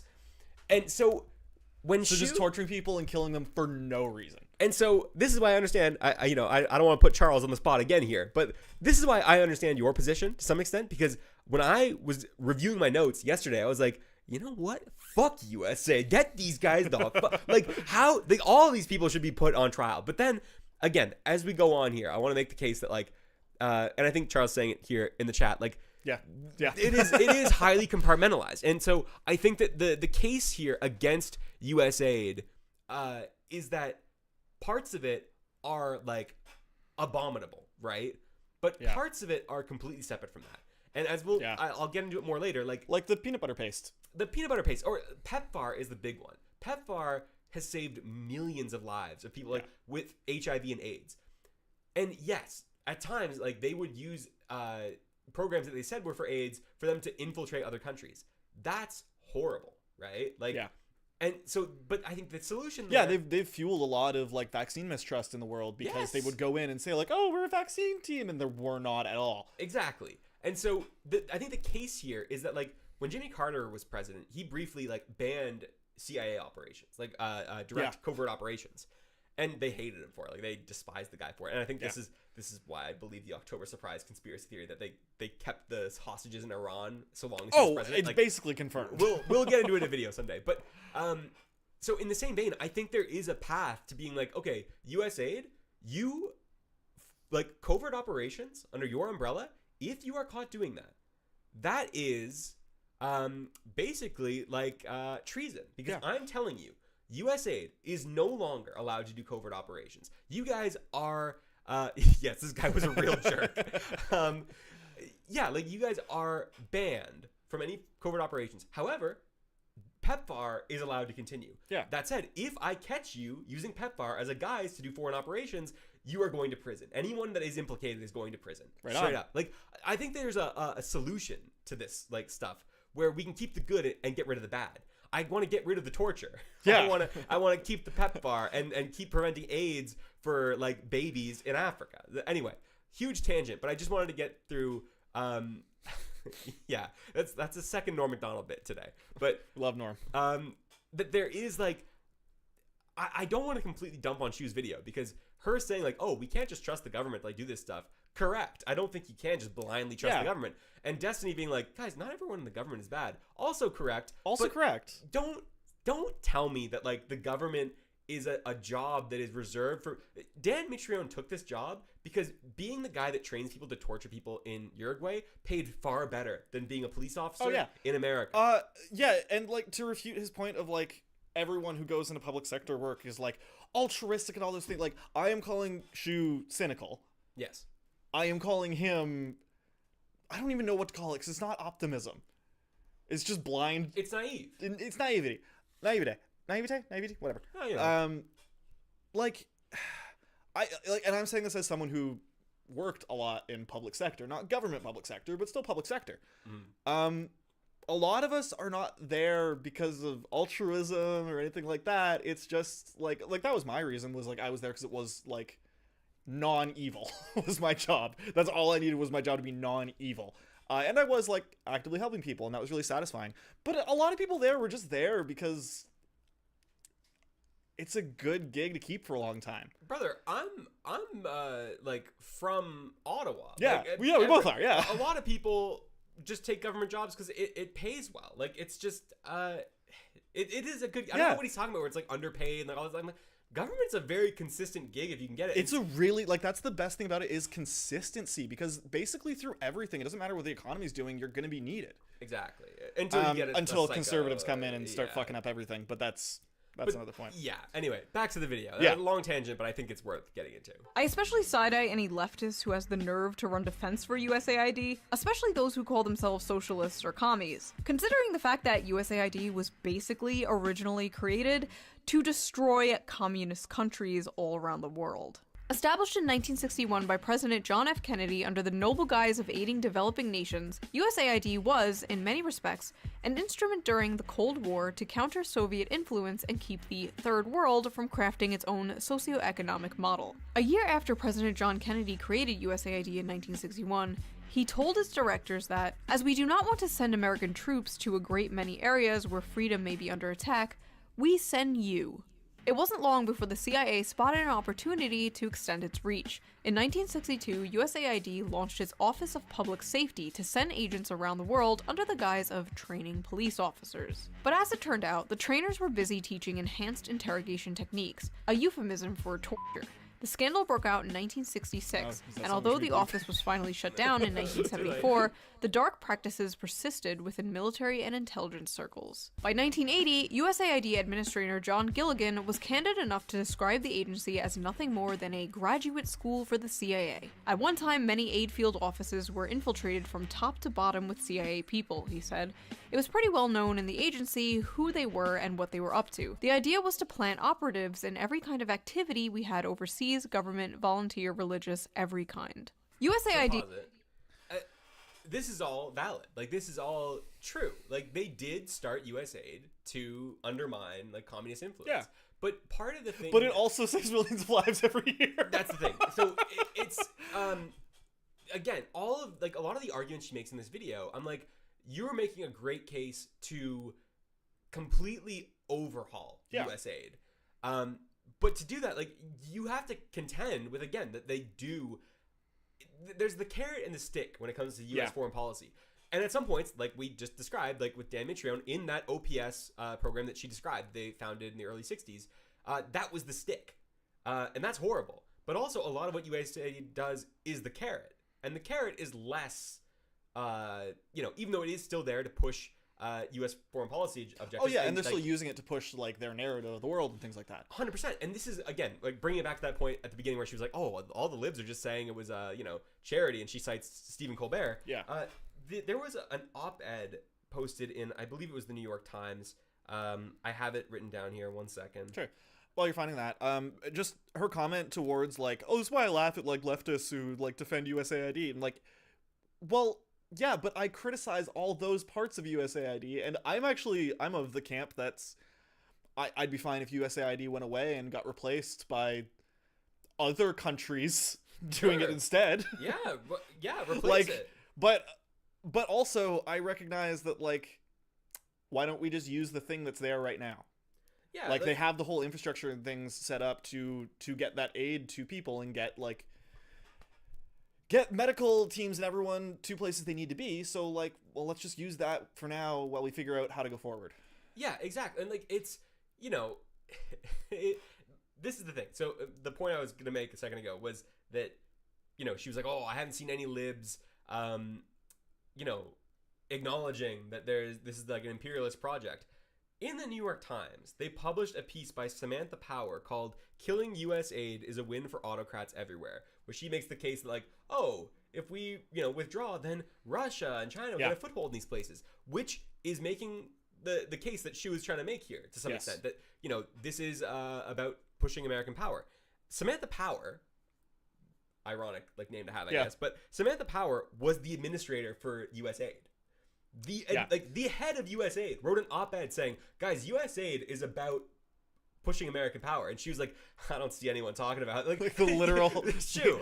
Like, you talked about John Bolton being the head when he wasn't. This is the actual person proving your point, and you're like, I'm about to teach you guys some secret facts. Like, this is not none of this is secret, guys. It's I don't know. And the thing that frustrates us about the U.S. is that it's not secret. Yeah, it's not, exactly. And again, you know, someone like Samantha Power is not going to concede to the Dan Mitrione story. I mean, she would now because it's well known, but like, she wouldn't say that's their project now. And to a large extent, I don't think it is. Now she'd say something about how that's not what the organization stands for and blah, blah, blah, blah, blah. Yeah, and again, like, to the extent that I'm suspicious of her, and I am, like, it would be like, well, let's replace her. Let's put in someone who is, you know, basically like, I don't know, someone from the Red Cross or something, who's like, knows how to like move these funds around, and your job is to fund, you know, these programs to keep people from getting AIDS. Yeah, like, or aforementioned Médecins like... Yeah. So anyway, we'll get back into it, because as she gets into it, she'll make Darth Vader your thing about like she's going to use valid info to prop up a painfully flat conclusion. You are correct. Dead on. That is exactly what this video is. He was quickly nicknamed the CIA's little sister. Oh, and here is John Bolton holding a trophy given to him by USAID in the shape of a... Like, how are you acting like this is a secret when you put this in your video? Well, I don't think she's saying this. Does it say truest Reaganaut? I guess so. Truest Reaganaut. So yeah, like I'm making one of those. And again, like, if you are like USAID and you're like if you were trying to position yourself as, you know, being about something else, crazy award to give out. Like, the look of it, to give it to John Bolton, like, crazy. It's just nuts that they function this way. I can't believe that this man not only has an award with a big ass grenade on the top that says truest Reaganaut, but he keeps it on his desk to the point he can just grab it as a prop. Hand grenade. Yeah, nothing to see here, folks. So let's talk about Zune Zaneo, shall we? Sit down. I love this story. Taken directly from Wikipedia, Zune Zaneo was an online social networking and microblogging service created by the United States Agency for International Development, aka USAID, and marketed to Cuban users. It was covertly developed as a long-term strategy to encourage Cuban youths to revolt against the nation's government. The developers aim to use... I just want to say, for the record, I'm on the same page with Shoe on this one. Like, anything to do with, like, you know, trying to do regime change in Cuba. This is just straight up imperialism. This is obviously like completely like, there's nothing wrong. Excusable about this. This is stuff that should be completely removed from, like, to the extent that USAID should exist at all. Like, this should not be part of its charter. But I would just like to say, for the record, don't cite Wikipedia like this. Like, just like just Google, find an article about it. This isn't like, I've cited Wikipedia before because I was looking for an extremely concise layman definition of a scientific thing. Sure, if you want to use Wikipedia, or like if you're in like an argument on like Twitter or something, and just like a quick Google, sure. But like, you took weeks to put this video together. Surely you could have found another article. Stuff that like like the developers aim to use non-controversial content. That's in quotes. That means it's quotes on Wikipedia, which means it's cited. Yeah. Well, so this isn't like a dead link. Like I'm sure it's almost cited. Yeah. You could have clicked the citation and found the link. It took 3 more seconds. Yeah. And I, as someone who did cite Wikipedia very briefly for good reason in our first video, very good reason. It's because the dead link. Dead ass links. Yeah, but in any case. Non-controversial content, such as sports and music, to build up subscribers and then to slowly introduce political messages through social bots to encourage dissent in an astroturfing initiative. So basically, USAID created a fake-ass social media platform in Cuba with our tax dollars, flooded it with bot content about like sports and music and whatever, just to make it seem normal, then slowly started to manipulate the users and create political division on the app between Cuban citizens in order to create political chaos in this country and a potential uprising. So yeah, how dare we take money away from those starving undercover agents? To make things even But you have to recognize when you make a joke like that, this is the problem with USAID, in that, yes, when you take money away, you're taking money away from projects like that, and from preventing AIDS in African children! like actual starving people. Yeah, this is the difficulty of it. But it's not, I'll bring it up later. There's an article in The Nation that basically walks the line perfectly, where they just said, I forget how they titled it, but it was like, leftists should not blindly defend USAID. Correct. And in the article, she says, yeah, it's been used for imperialism all over the place, and that's bad. However, that doesn't mean that it doesn't do any good. Like, she cites a bunch of things that it does well. It's not a hard line to walk. Like, it's just, no. If we're going to dismantle USAID, sure. But what they're doing here, and this is something that I think Shoe should have to reckon with as well, is all they did is just fold in USAID into the State Department, which is run by Secretary of State Marco Rubio. Yeah. Do you trust, and also... Do you really think Marco Rubio is going to be... Do you think Marco Rubio is going to be in favor of canceling that program to overthrow the government of Cuba? Marco Rubio is He wants to overthrow the government of Canada. He's a Cuba hawk, right? Like, Rubio and most Republicans, but especially Rubio, is a diehard anti-communist Cuban. So the thing is, USAID, again, in all these programs that people were like, can you believe this shit that we just found? So much of it was freely available online already. And I'm not even talking about like articles. Like, USAID posts a lot of this stuff. The State Department will be far less transparent. We're legally obligated to. We're basically going to have to go back to waiting for people to blow the whistle on this stuff to find out about it now. Like, and I mean, to a large extent, we already had to do that, but like, it's going to be more difficult now because we used to be able to like look into this stuff more directly, and now that's not going to be possible. Like, a lot of this stuff is really just like pulling the curtain back over a lot of this. So I don't know. I just don't understand how she can like have this position if she's supposed to be like a principled leftist or whatever. Even more sus, the money we spent on Zunzaneo was publicly documented as an unnamed project in Pakistan. Yes, this... So I remembered a piece here because she keeps going on about taxpayer money was you. Yeah. Okay, you gotta go, if you want to find things to complain about waste of taxpayer money in the United States, look at Star Wars. Reagan's bullshit Star Wars program, where they dumped billions and billions into weapons that not only never worked, never could work. They were literally physically impossible to make, except for one of them, which I think, like, I might be wrong here, but I'm pretty sure Teller, the guy, if you watch Oppenheimer, Teller's the guy who keeps going up to Oppenheimer and is like, let me make a bigger bomb, and Oppenheimer keeps being like, no, we don't need that. Yeah. That guy also went on to develop the hydrogen bomb and developed a prototype bomb that was capable of destroying the entire planet, and got really pissed off when he was told he wasn't allowed to build it. Well, all right. That was the guy who, like, he was involved in all this Star Wars stuff. One of his proposals was, we're gonna put this nuke in like this urchin thing that has all these spines that shoot lasers when we detonate the nuke. And someone asked, well, okay, but how does it shoot the lasers? And they went, awesome. Yeah, that's the thing. Like, there's just snapped their fingers and walked away. There's all sorts of like government waste that's out there, and like, but this just ain't it. This is not the stuff that I'm pressed about. This isn't the spot. Or sorry, I mean, I should say, when I say this stuff, I mean the stuff we were talking about earlier. I am pressed about them spending the Cuban regime change money. Yeah, but not because it's a waste of taxpayer money. Yeah, it's not That's not where it's I'm not how much money is being spent that's the problem. It's the principle of trying to overthrow the Cuban government that bothers me. It's the whole idea of what they're doing, not that it was taxpayer money. Rewind it like 10 seconds. There was something I wanted to say about what she says here. Oh, right. Okay, go ahead. Was publicly documented as an unnamed project in Pakistan. Yes, this fake-ass social media psyop they created in Cuba was documented by our government as being a project in Pakistan. Now, think of all the other... So, the thing about this is a valid point in the sense that, the government shouldn't be allowed to do this. They shouldn't be allowed to lie about where they're spending their money. Because if they're doing illegal shit, like, it shouldn't... like, they shouldn't be allowed to do that.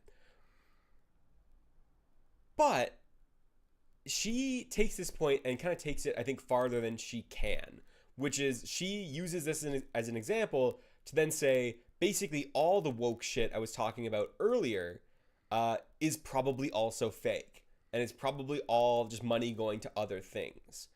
And again, I think that this is like an example of like USAID lying about this so that they can do shady things. Yeah. Sure. But I would say the vast majority of covert operations do not run through USAID. Like, the CIA and the State Department can be a lot more secretive about what they do with their money. So, all the other shady shit the US does, like, and all the imperialism they do, it's going to keep happening. Like, getting rid of USAID, it's just going to move to the CIA and the State Department. Like, it's just... honestly, it's just going to be worse. It might be worse, yeah. And so, again, I'm not saying that we need to keep USAID for the imperialism. Or like, again, that's really not the point of this. But... I don't like where she takes this, where she just goes too far with it. And I just want to reply to Zarth real quick. That's true that the super wouldn't destroy the world. The one I was talking about was called Project Sundial. If you want to give that a look, it's horrifying. Weird shit USAID was supposedly funding. Those sex changes in Guatemala. Were they really sex changes in Guatemala? Or were they some covert psyop being done somewhere else in the world? Or maybe it was just... educating people about trans people. But the thing is, like, I don't like, and sometimes when I'm reading a book, they'll do this where they go, but what if? And I'm like, bro, brother, you're the authority. You're the one telling me, look it up yourself. Well, it's like, that's what they do when, like, the amount of evidence they have has run out. So now they turn it back over to you and they go, well, what do you think? It's the Tucker Carlson, what else could it mean? Exactly. Like, so I don't like this where you're like,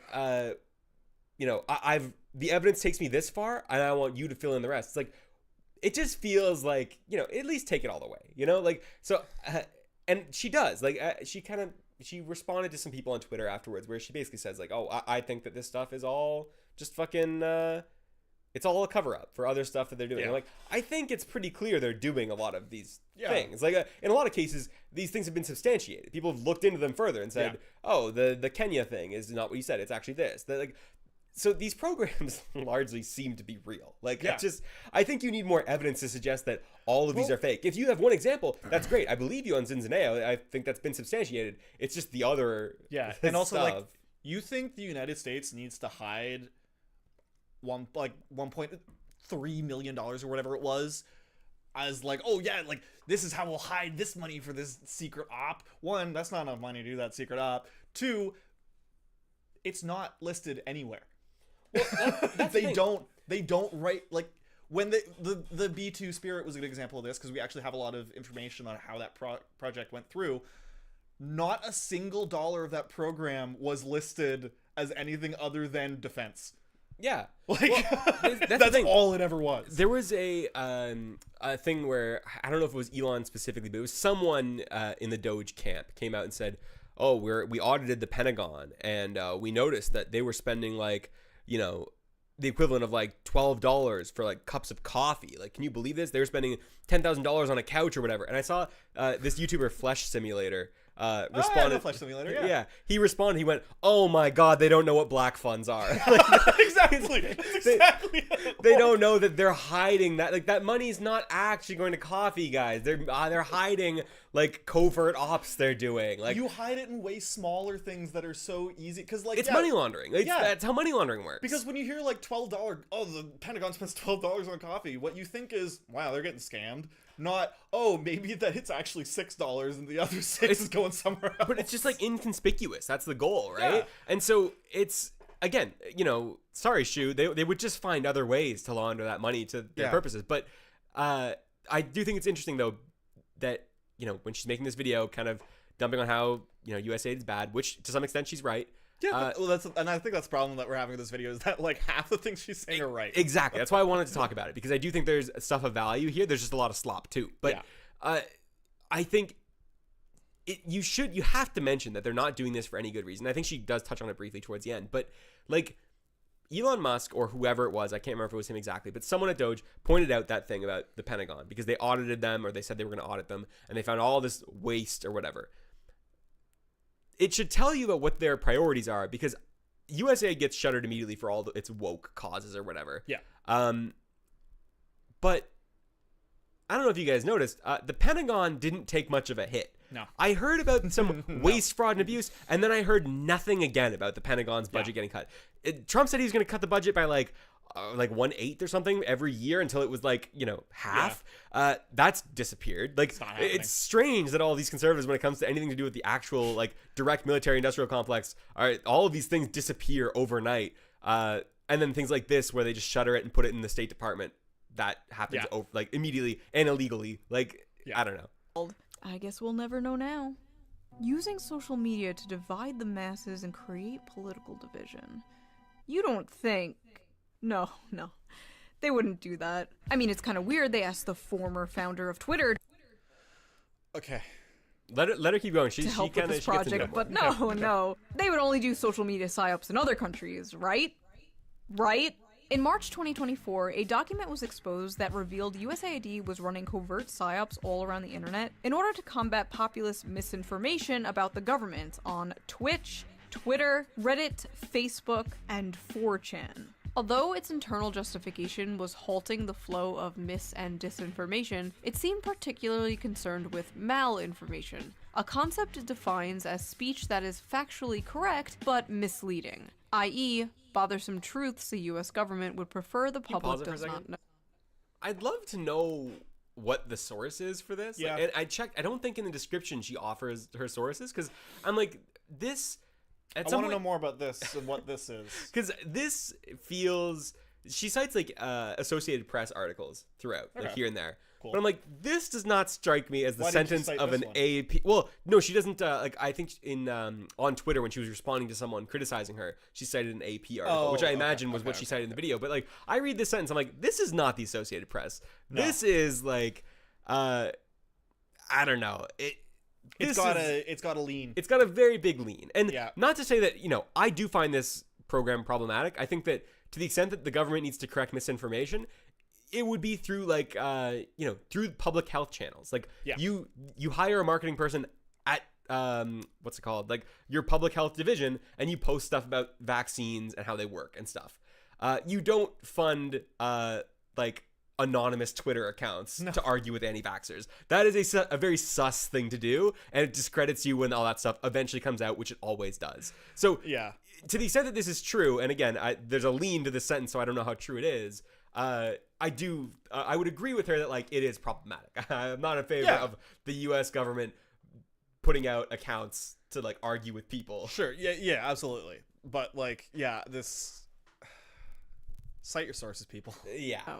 USAID suggests directing the public toward mainstream corporate sources of information and psychologically inoculating them against inconvenient facts that challenge US power by pre-bunking information before people see it. Pre-bunking includes discrediting the brand, the credibility, and reputation of those making false allegations. In other words, a state-directed attack against alternative media and critics of the US government. So it said... let me see if I can rewind it real quick. Mint Press News investigation on the subject, which means this wasn't written by Mint Press News. This was written by someone who read that. I think it might be, because it might be from like a broader article. It might be a Mint Press person citing a different I think it might be mint press, which Maybe, they have but- some good stuff, and some, I would say I've read some articles from them that I'm like, well, all right, Yeah. maybe we're taking a little far, but I just want to specifically call that out because that's still not, you still haven't cited it. I still don't know what I'm reading. 100%. Yeah, it should all be in the description or like Google Doc or something. But Well, quite honestly, it should be on screen. Like, you should have something on screen saying, yes, if you're that as directly well. quoting, you should be saying what you're quoting from. yes. Critics of the US government. So basically, USAID was funding a bunch of dorks to go all around social media and be like, source? What? Yeah, Shoe, source? The government shouldn't be doing it, but yes, source indeed. Every time someone criticizes the government. This is somehow more pathetic than when I used to use an alt account to defend myself on BreadTube subreddits. That is basically Why bother? what our government was doing. Also, I like how this implies the people you called a Fed online might have actually been a Fed.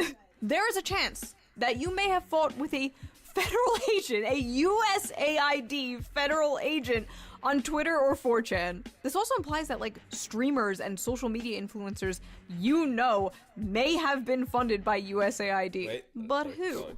Who among us? Who would be willing to unquestionably, enthusiastically suck establishment cock that hard? For all the bad stuff America does around the world, USAID was just an organization that did a lot of All right, nice that was things. good, Stu. like I like put that. money Rewind it into a little bit, efforts 'cause I to- want you to hear what he says here. That was really good. I like that one. Jump scare. But Shoe, as much as we disagree on almost everything, that was really funny. That is funny. For all the bad stuff America does around the world, USAID was just an organization that did a lot of nice things. Like, it put a lot of money into efforts to help people in a variety of ways, like both materially and culturally. It's just like a nice way for the United States to have a positive presence around the world.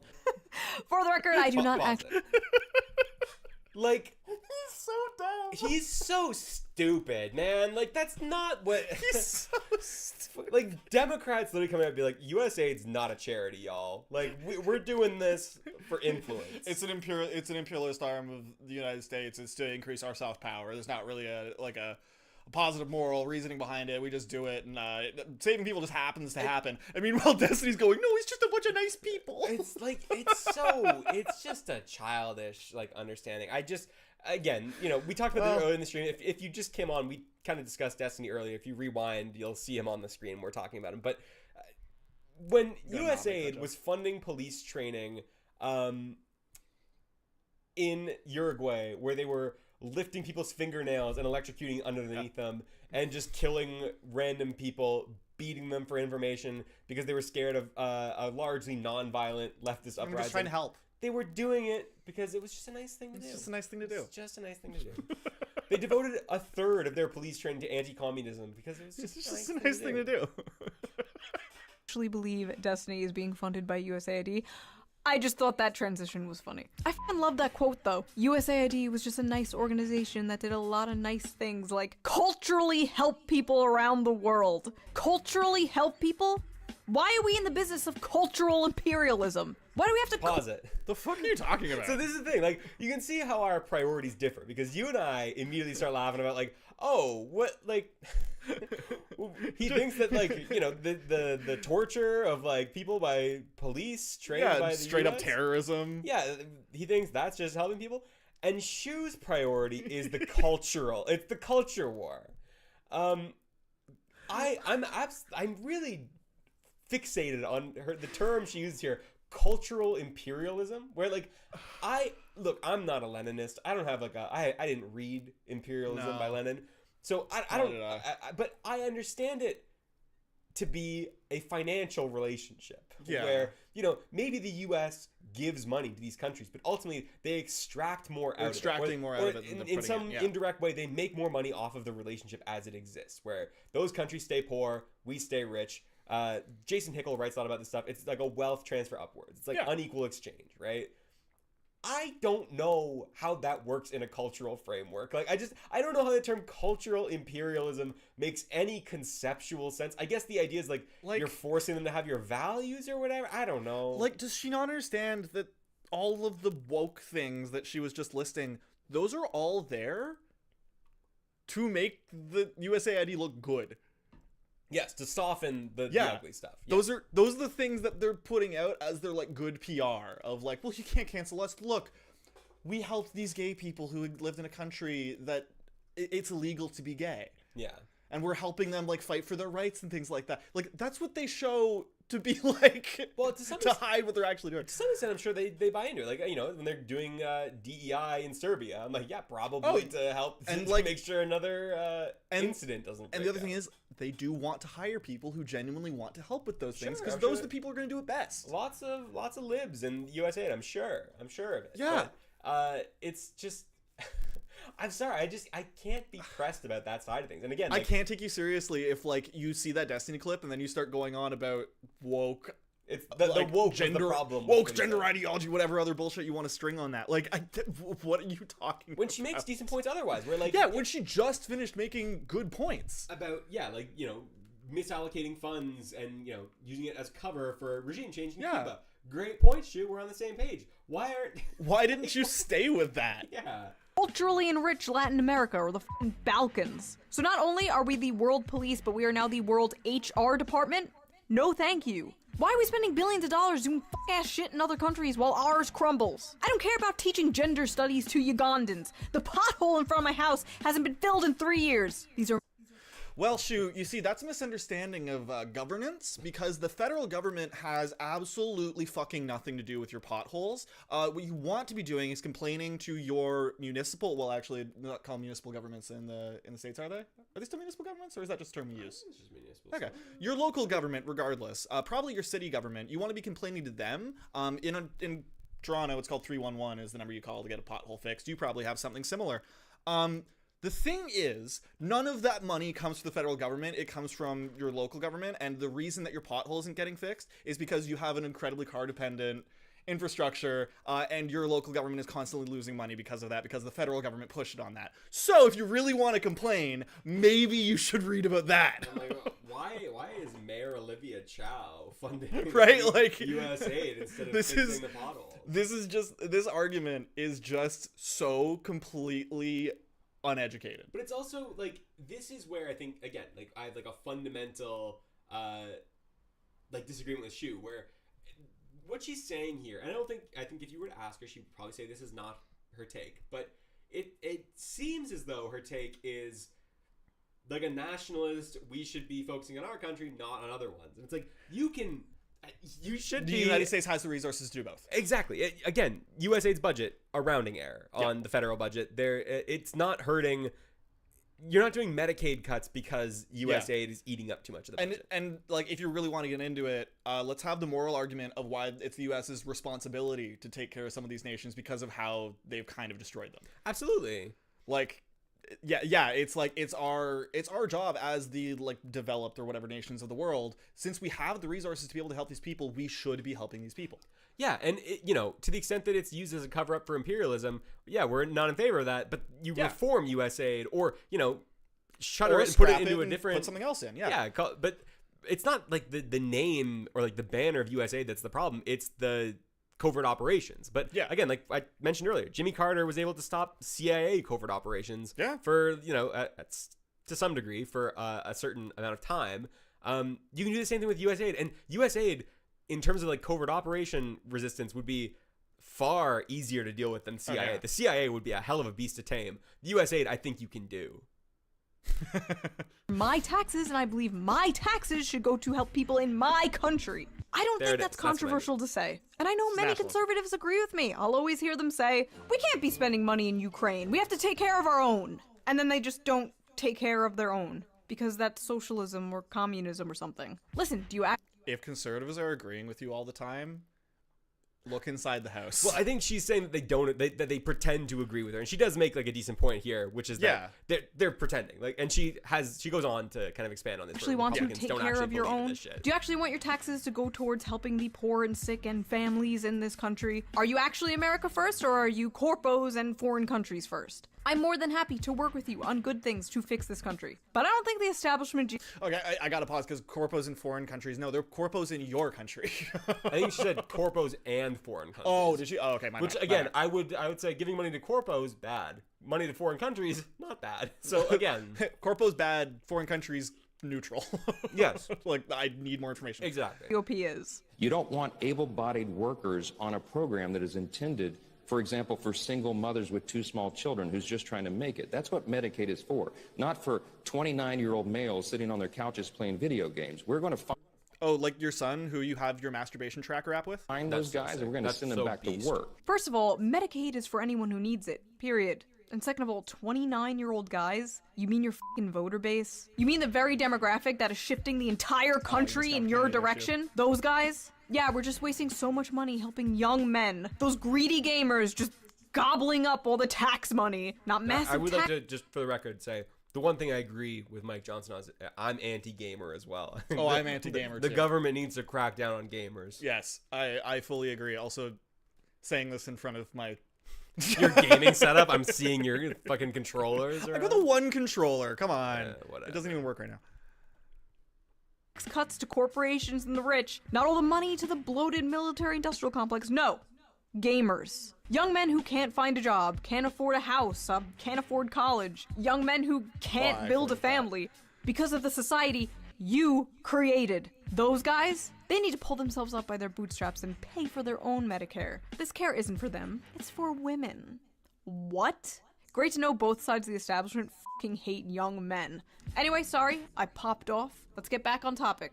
Now, USAID did do some good things. I won't deny that. But even some of the good things USAID did were nothing but a bunch of fronts. Using Cuba as an example again, because these are some of the only ones that have been exposed so far, there was a USAID program. Okay, I gotta respond to Lil because she just said he had a what tracker for his what? Yeah, Mike Johnson has a masturbation tracker with his son to keep them both from masturbating. Yeah. That's the end of that. You can look it up if you want. That's a real thing. Keep themselves accountable. Yes. Yeah, that is absolutely a real thing. So keep in mind, this is something that the Democrats were running on to some extent when they were doing when Tim Walz introduced these guys are weird. It's just weird. They had an ad that had someone pretend to be Mike Johnson and like checking in on his son to make sure he's not watching, or like checking in on each other to make sure they're not watching porn. Excellent ad because they have one guy in it who just gets sweatier every scene he's in. And they cut it. They cut it. They ditched it entirely. I thought it was alienating. So yeah, despite it being like the best thing that campaign had. Yep. Called the Travelers Project. That was said to be an HIV prevention workshop. But yet again, it was nothing but another covert regime change psyop. This was exposed in 2014 by the Associated Press. Young Venezuelans and Peruvians were deployed by USAID to Cuba's college campuses for $5.41 an hour. Really, USAID? Billions of dollars force feminizing mice, and you can't even pay your spies a living wage? Sad. Anyway, they were used to recruit college students into political organizations with the goal of turning them against their government. The goal of, once again, creating political division. In the exposed memos about this, USAID called their HIV workshop the, quote, perfect excuse. Right. But we're totally funding DEI in Vietnam for pure humanitarian reasons, I'm sure. This was But they're not, they say they're... was done so sloppily that even our boy John Bolton came out and disavowed it, but not without saying he thought it was a good idea in principle. Yes, it's a great idea to create taxpayer-funded secret psyops all over the world in order to f*** with other countries' politics. Just don't recruit teenagers to do it next time, okay? What? I honestly just think it's... I just had a realization as she was saying that like, so you're mad because you saw it. Because everything that you just said, that like that little clip right there, like fucking with foreign countries and whatever, that's what the CIA and NSA have been doing, like Snowden. Like, just read all that. Like, it's you're mad because like why would they be doing it with USAID when they can already do it without anybody seeing? But that's the thing, like they will continue to do it. But I agree with her. Like, this is bad. Like, I'm against this. Again. So like I'm with her here. It's just, again, she doesn't acknowledge the, what's going to happen to PEPFAR. What's going to, all the people that were distributing all this HIV prevention material. Yeah. They're all like, I got fired. I'm no longer. A bunch of people in Africa are like died immediately. Elon Musk was like, people are saying people are dying because of my cuts. That's not true. And then there was immediately a New York Times article saying, no, I'm here, brother. I'm talking to people and I'm telling them, yeah, you guys know the hospital's closing next week, right? And they're all like, it's what? Yeah. Like, the hospital is closing because it was reliant on U.S. money and that money dried up. Yeah. So it's like Even, people like, are dying. The example of like I know the peanut butter paste example because the Greens are somehow related to it. Yeah. Sam Cedar likes to bring it up sometimes too. But like I was listening to their podcast and they were saying that like even though it was only canceled and like that project was only terminated for like maybe a day or two, it still heavily disrupted supply chains, and they were still saying like we aren't actually sure if anyone's going to die from this right now because we're trying our best to be able to get those shipments out on time, but we're not sure they're going to make it. Yeah, it's just, and their margins are narrow enough that a day or two matters. Like that can be the difference between a kid dying or not. Well, especially when it's like HIV prevention and stuff. Like, they were saying, it's a like, fast-acting disease. Well, even like beyond the death, it's like the prevention. They were saying like, we're talking about hundreds of people a day catching HIV that would not have otherwise had it. So like, again, this thing that doesn't necessarily mean that USAID and its covert ops need to continue. So I'm with her. Like that stuff needs to go. But like just the kind of funny. Side that actually helps people. You can't just throw the baby out with the bathwater. We're funding anti-socialist agendas all around the world and disguising it as social progressivism. Don't think too hard about that one. Now, Cuba wasn't the only place USAID was culturally helping. On January 12th, 2010, a 7.0 magnitude earthquake struck... All right, so I just gotta say this, but France needs to pay Haiti back, and then the world needs to leave Haiti the fuck alone. Oh, yeah, absolutely. Like, just, like, the entire history of that country is, and then someone came in and made it worse. Yeah. Like, forever. Canada especially has a really bad track record of interfering with Haiti's politics. We keep fucking with them. Haiti, killing 220,000 people, injuring another 300,000, and leaving 1.5 million more homeless. In the wake of the catastrophe, the United States provided $1.6 billion in reconstruction funding to Haiti, $651 million of which went to USAID. Rather than employing Haitian construction companies, USAID contracted out the rebuilding projects to international firms. For instance, Minnesota-based construction firm Thor was awarded $18 million in contracts, and Mexico-based firm Cemex received over $7 million.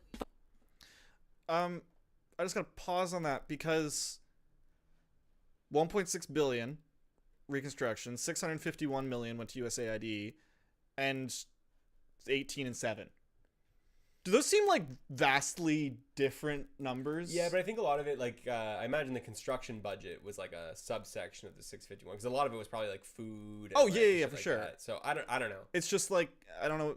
Well, let's keep watching. Received over $7 million. But by far the largest recipient of USAID funding in Haiti was Washington, D.C. based contractor Comonix International, who received over $200 million to carry out a total of 141 projects. In fact, USAID awarded more money to Comonix than to the entire Haitian government in the wake of the earthquake. An audit I mean, that's exactly like what we like. At least what I mean when I'm like, we need to revise how we give out this aid. Yeah, because there's no way a private company should be getting more aid than the government of Haiti in that example. Exactly, and like she goes on to say here, like they end up completely fucking up. Of course they do. I've heard about this before. Comonix revealed that the company had a tendency to not finish jobs, evaluated its own project on arbitrary criteria, not having to do anything with the project, and failed to set timelines, causing some projects to fall behind schedule. In one case, Comonix was contracted to build Haiti's new parliament building, but what they constructed came out half-finished and unusable. The company only built the framework of the building, not even erecting interior walls to divide office spaces, nor did they bother to furnish the building.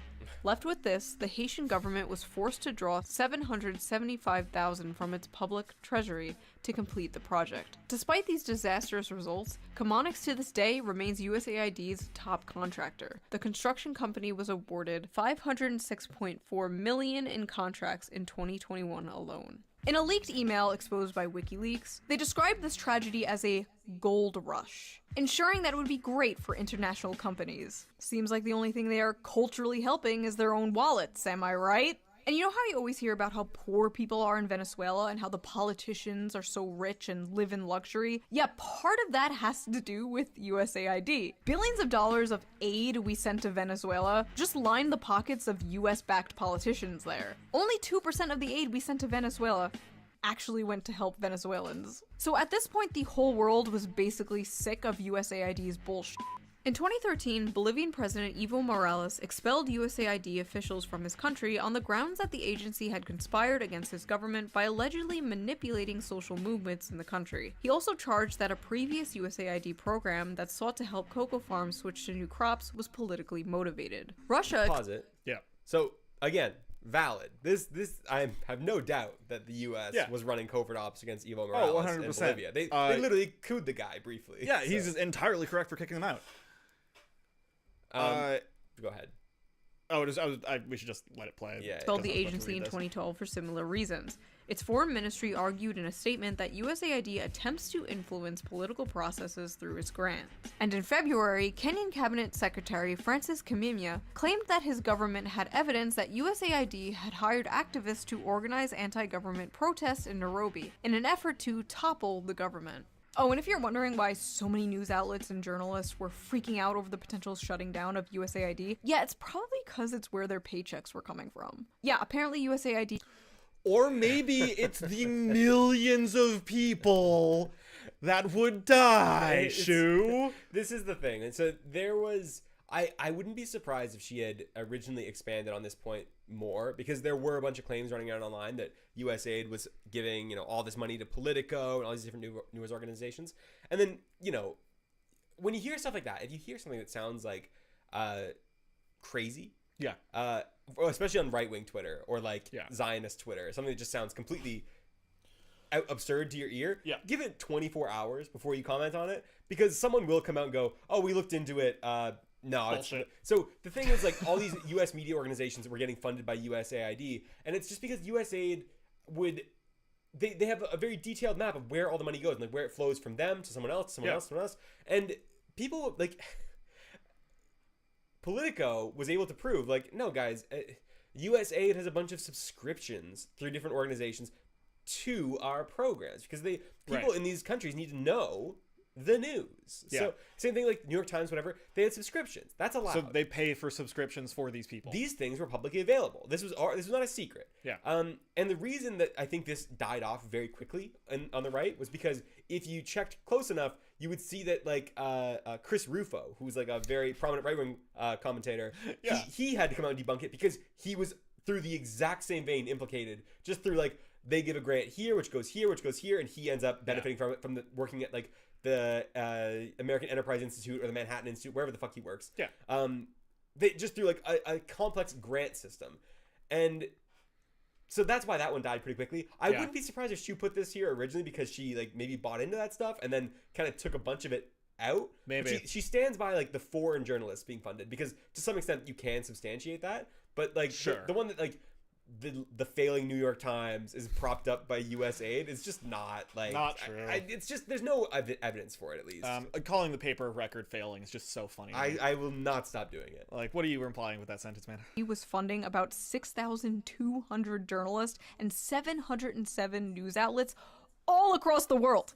Not even just America. For example, the editor-in-chief of a Ukrainian news outlet wrote that destroying USAID was a greater threat to Ukrainian journalism than the Russian invasion. What? There were independent outlets shutting down everywhere, including Russia after the USAID freeze. A Ukrainian journalist saying how Ukrainian journalism is going to die if the United States withdraws their funding of it because they're currently in a war and there's no other way to get funding as a journalist. Yeah, I'd say that's for him. The bigger threat is it's that seems like, when you actually examine that quote a little bit, that actually seems more reasonable than you'd think. This next point is worse, I think. Apparently funding media in both Ukraine and Russia.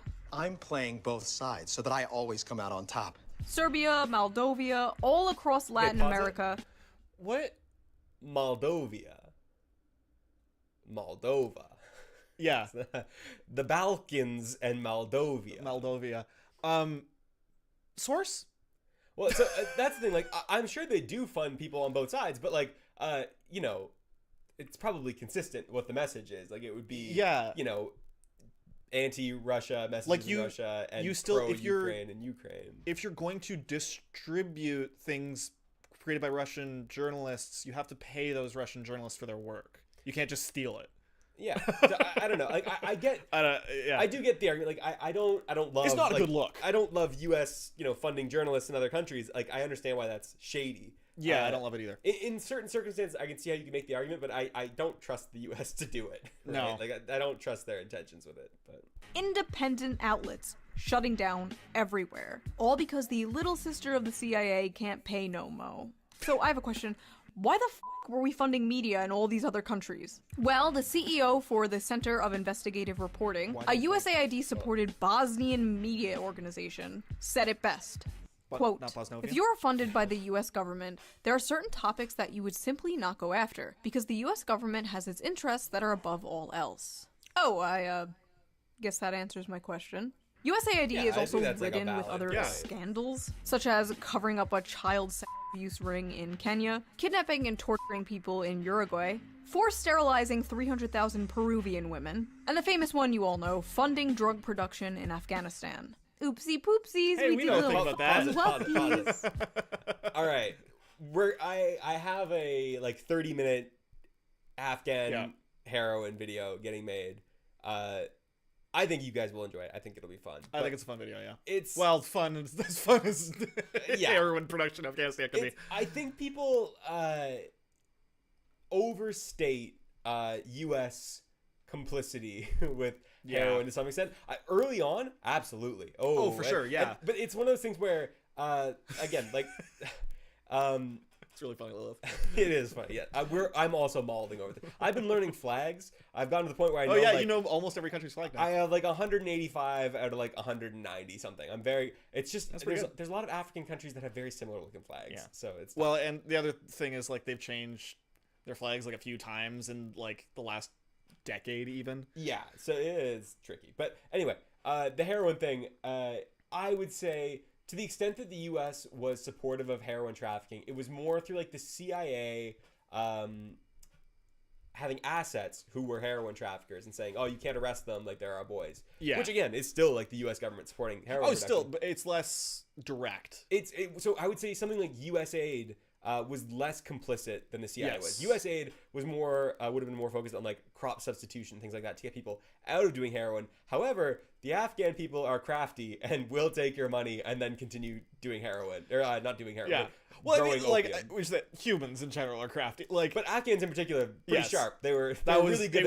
It was genuinely extremely impressive. Yes. So you'll get a whole 30-minute video about it. But I think it's a little bit disingenuous to just say that USAID was funding heroin production. It's more complicated than that. Now think about which is that's the case for all of these examples, really. Exactly. Kenya. Well, not all. It's my understanding. Yeah, the thing about the torture in Uruguay, she briefly mentioned, that's 100% true. That's 100% true. Yeah, I'm not that's why I'm. The Kenya thing.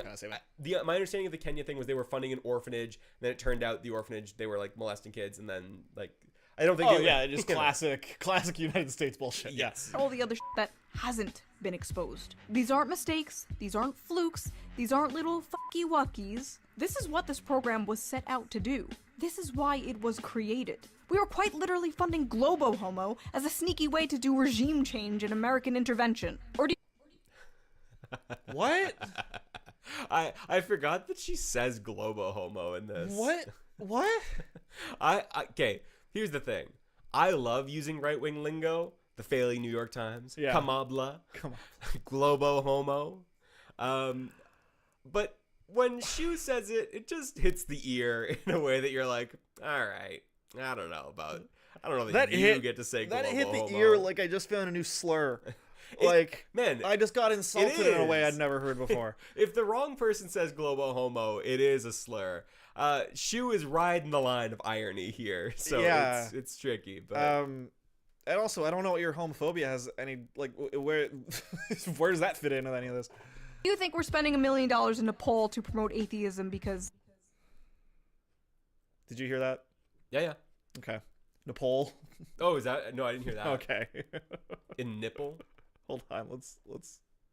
These aren't mistakes. These aren't flukes. These aren't little fucky wuckies. This is what this program was set out to do. This is why it was created.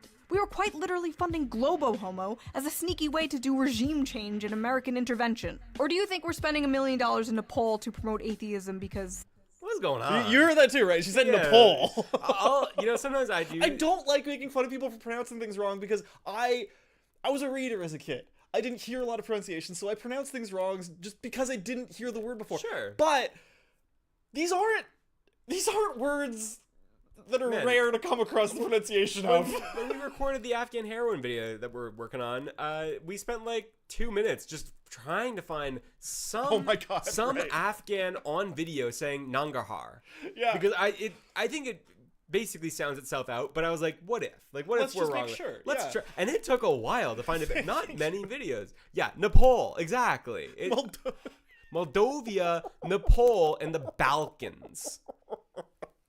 All right, let's keep going. We're almost done here. Hinduism is such a threat. You're cute. The United States won't sleep until there's an ugly progress flag hanging on Starbucks on every corner of every street all over the world from Latin America to the Middle East. Ah yes, the greatest American exports. Butt, sex, and war. There are a shit ton of I'm like, I think the problem with me listening to this stuff is I'm like, this is stuff that I would say as a joke. Yeah. Like, I'm using like, oh, global homo. Like, can you believe this? But like when Shue says it, where she clearly is rattled about these programs. all of your criticism here is on the basis that LGBT bad. Yeah. Like, you're going with that assumption, and thus all of your arguments just fall completely flat because that's not... One, that's not, you're wrong. You're just homophobic and shitty. But, like, what the... It doesn't mean anything! Yeah. You're not criticizing any... You're naming, like, oh, look at all these bad things USAID did, and also look at this bad thing that's not actually even bad. That's the thing. Is I feel like it gets a lot more play here. You're equating them promoting like, hey, maybe don't hate gay people with literal terrorism. Well, I remember, and I think I've mentioned it a couple times now, but I do want to drive this point home because Afghanistan was brought up and it reminded me of this. Yeah. People were saying that part of the problem with the U.S. operations in Afghanistan was they were promoting like gender diversity programs in Afghanistan. They were like, oh, why were they doing woke shit? And I'm like, guys, like, teaching people about feminism in Afghanistan means something different than teaching people about feminism here. Like, yes. They were teaching them, hey, women should be allowed to leave the house without a man. Like that's still considered feminism. It's still empowering, women. You might not consider it feminism here. It might feel like common sense to you here, but yeah, man, that's big. That's global homo in Afghanistan. That's what it looks like. So I don't know. Hey, Shue, do you want a wider audience in the world? Because they're trying to help you with that. Yeah. Anyway. Left-wing articles you can find online spanning back to like 2010, even earlier, about how evil USA. All the way back to 2010? Brother, this was like in the 60s. Like it's in the 60s people were talking about this. This came out in like when Dan Mitrione got kidnapped and murdered. There was all the way back 15 years ago. There was like a couple weeks where people were like, damn, rest in peace, Dan Mitrione. And then not long after, people went, wait a minute, what was he doing over there? And the Tupamaros were like, oh, we'll tell you about it. He was torturing all of us. That was 60 some odd years ago, Shue. All the way back in 2010. My liberals God. are acting like it's another fucking beacon of democracy that we have to cry and piss and shit about just because it's Trump getting rid of it. Frankly, I don't care. If they start dismantling things that I do care about, things that do actually help the American people, then I will care. Expose where the trillions of dollars we spent on the Iraq war went next, please. Or, actually release the Epstein files. What are you expecting to get from those? What are you expecting to get from the Epstein files? I think, it's especially like, I guess she probably. It's like I equate this but the Epstein files is the exact same to me as but the Panama Papers. Yeah, it's like what are you expecting from that? What do you think's gonna happen with those? I do appreciate that there are people who are obsessed with Epstein in a good way and a bad way. Yeah, and it just so happens that it's people that agree with my politics that are obsessed with it in a good way, and people with the opposite of my politics that are obsessed. Funny with how that works, huh? Yeah, but like I follow some conspiracy people online, left-wing conspiracy people, who their take is like when let's say the JFK files were released recently. you had all the right wingers coming out and being like, we're gonna find out that it was actually the Jews that did it, or the central bank did it because JFK was trying to lower taxes, whatever their own pet conspiracy was. And then the files came out, and they circled the word Israel in some documents, completely outside of the context of, it didn't say Israel shot Kennedy. It said Jews. It was like Israel was helping us with some operations. The CIA writing this, and people were like, "I told you it was the Jews." They just saw a Jew anywhere in there. Yes, and they were like, and this confirmed. And I saw multiple conservatives saying after the JFK files confirmed Israel's involvement in the JFK side, and I was like, guys, that's not what it said at all. I saw the document, but also just spend 5 seconds to think about why would Israel do that.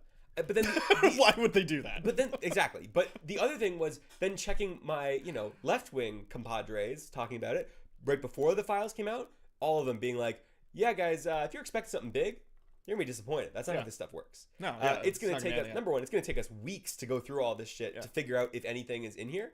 And to the extent they were talking about it at all on left-wingers, they were like, "Hey guys, I found this document. There's a tracking number on it that tells us that it went to this person's office first, which confirms that in this person's book, when they said that this guy would have known about this, it's true, he did know about it."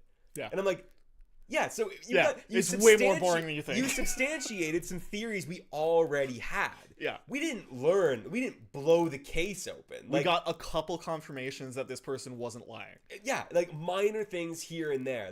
And that's how all this stuff works. When you see the right-wingers going online being like, this blows the whole case open, very rarely does anything come out that blows a case open.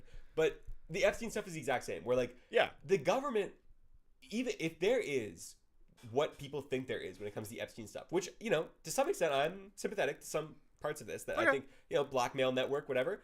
Fair enough. The Trump administration will never, ever release that stuff. No.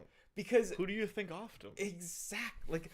There's no way that this was to the extent that, Democrats would have been involved in the Epstein blackmail network, there's no way that Republicans were not. Come on, guys. Also, I'm gonna take a stance here and say that if it came out and was like, oh, Bill Clinton was like the worst of them, everyone would go like, yeah. I'd be like, yeah, of course he was. Or either that, or the reason I'm on the side of no, the Clintons were not involved in Epstein's death. It's because I'm pretty sure the Clintons had a plan for how to weather the storm. I mean, yeah, maybe. I don't know. I just think I don't want to get into the Epstein. Maybe someday we'll do an Epstein video. Maybe, yeah. It's not really of interest to me. We'll see. It's just such a it's just such a nothing topic so often. You know where? Oh, okay. I'm not gonna get riled up by this. To me, it falls in the same category as the Malaysian Airlines flight. No, I feel like it's more interesting than the Malaysian Airlines. To me, they're the same. I don't care. No, I feel like at some point as soon as for our watchers, one of my things that pisses me off for no reason, it shouldn't piss me off this much, is people who still go on about, but we don't know what happened to MH370. It's at the bottom of the ocean. We don't know where. We're never gonna find it. Yeah. Anyway. Do I think DOGE cut USAID because they're our great comrade in arms, cutting off the tentacles of American imperialism? No. Trump probably just cut it because he thought it was a woke, gay waste of money, and it was. But as far as I'm... But what? What do you mean? Yeah. It's very... You're just being so transparently homophobic. Anyway, go. Every article written about how bad dismantling it was written by John Bolton himself. Like the president of Colombia said, take your money with you. It's poison. All the sources I used in this video and all the information I got for this video will be in... Well, if you're gonna use that quote, I think you should go interview some of the aid workers helping deliver the HIV medication in Africa. Or and ask them what they think if it's poison. Yeah. Because that would be a good contrast to the two sides of this effort. Because yes, it is all the things you just said it was, but it's also some other things. Exactly. And that's the big problem with USAID. And I think that's the end of the video. She was just going to talk about sources. Well, I want to see what... Links down below. Feel free to do your own research, as always. And if you like this video, please consider subscribing. A lot of you aren't subscribed. Okay, yeah. And okay, also, for some reference here, for the watch time from subscribers, whenever YouTubers are going on about I'm seeing most of you aren't subscribed, that's a good thing. You want it to be like that. because that means you're reaching more people than you have subscribers. I know this because our Luigi video has the like reverse ratio. It's like 75% people are already subscribed. Yeah. So like the whenever people post this, it's like, okay, so just brag about your channel then. So she did put sources in the description. I'm surprised, but Okay. it does bother me that I don't know where some of them come from. But Yeah, and it's still we're not like gonna dig into that here. in terms of post H-Bomb's seminal video on plagiarism on YouTube. I think one of the standards that I am thinking we need to adhere to is post some kind of reference to what you're talking about in that moment on screen. Yeah. Like we don't like I know Folding Ideas and a few other channels will put like the full citation. Well, we do footnotes for ours, which I consider close enough. And sometimes we'll put like if we're directly citing something, we'll put like where the quote is from, page number, and all that on the screen. But to not have any ability to go like, well, this point you're talking about this, what source is that? It kind of defeats the point of having sources. we did have one video where the sources did not export to the video. Oh, right? yeah, that's right. But Yeah. then we did put in the description a Google Doc with all the timestamps of when We did they include come. So, timestamps. like, Yeah. it's, And also you know, Some More News does that for all of their videos. Yeah. So I mean, Which like I think they should put on-screen citations, but that would be nice. I'm not in charge of their team. So Anyway, and also their timestamps are good enough. So I do want to wrap up the USAID thing here because I know we had some doubters at the beginning of this video that, you know, there's no nuance here. It's just bad all the way through, which Yeah. I'm sympathetic to the idea for sure. Sure. But I do want to read a little bit from this article in The Nation called USAID is Not Worth Blindly Defending, which I think rides the line very effectively of saying, you know, we need to be critical of USAID in the imperialism side of things, but there is value in some of these programs. So I'll just read it here. Okay. I'll just like read the whole quote. So she says, but as they rushed to USAID's defense, the Democrats also inadvertently highlighted an uncomfortable truth about the agency, that for decades, it has been an essential arm of American imperialism that often serves as a tool for regime change, election interference, and the destabilization of countries around the world. Democratic Senator Chris Murphy of Connecticut, for instance, boasted that USAID, quote, fights terrorist groups all across this world, chases China around the globe to make sure it doesn't, quote, monopolize contracts for critical minerals and port infrastructure, and, quote, supports freedom fighters, unquote, wherever they may be, and however the U.S. defines that term. Maryland Senator Chris Van Hollen, meanwhile, called the effort to shut down USAID, quote, an absolute gift to our adversaries, to Russia, to China, to Iran, and others. Samantha Power, who I mentioned earlier, the former director of USAID, also laid bare how the U.S. weaponizes humanitarian aid by masking its strategic interests with the rhetoric of altruism. In a recent New York Times op-ed, Power acknowledged that the agency has, quote, generated vast stores of political capital, unquote, in the countries where it works and uses its leverage to bolster American financial interests, like helping a U.S. company, quote, enter a new market. New Jersey Senator Andy Kim, a Democrat who once worked for USAID, was even more blunt. Quote, USAID isn't a charity, he wrote in a post on X. Quote, it's a foreign policy tool with bipartisan origins that is critical in this dangerous global environment. Gutting it means gutting our ability to compete and keep America safe. To be clear, Musk's attempt to destroy the agency isn't cause for celebration. Musk and Trump's assault on USAID and the federal bureaucracy writ large is illegal and undemocratic. Life-saving programs around the world have been thrown into chaos, including health and HIV services and nearly $500 million worth of food aid that is now at risk of spoilage. The Trump administration is also planning to absorb the agency into the State Department, which would be far worse. That's the argument here. That, like, yes, it is all of these things that, you know, we've said it is in terms of like an imperialist tool. But it also is a mechanism to get people food aid and keep people from catching HIV and AIDS. Like, there's a solution here that can satisfy both ends. You can remove the covert operations here completely from their purview. You can close the line between them and the CIA such that they are not to collaborate with one another. Like, USAID can become an aid program. You can even just make it such that they are just directing funds. They don't even set foot in the countries. They direct funds to Red Cross or whatever. And like, you can shuffle these people around that are in US. Like, there's a way to do Or they this. liaise with Red Cross to discuss how to do that best and things like that. Yeah. Yeah, organizations that we know are not going to do like regime change or whatever. Like, there's a way to do this. And for Shoe to just be like, Yeah, it's actually just it's transing the people of Guatemala. Like, yeah, like what did there was some comment in here in the chat that I found really funny. I think it was Lilith that said it. Was it her malding about Moldovan? That was also very good. It's wild that it seems to be that I just made up this comment. They're transing the Balkans? That's it. Yeah, that's it. Yes. Yeah, like, that was, like, she kept making arguments of, like, yeah, it's basically a terrorist organization because of these examples. But then in the next sentence being like, and look, they support gay rights? I mean, get a load of this. And it's like, what the fuck? Like... Yeah, not good. No. Yeah, just like pretty standard for what I remember about ShoeOnHead. Yeah, it's just in case anyone else. Actually, you know what? I'm not gonna say this. What? Concerning never mind. So, oh god, I'll tell you after. Now, do you want to wrap up here, or do you want me to get in my spiel about Zionism that I gave you earlier? Oh boy. All right.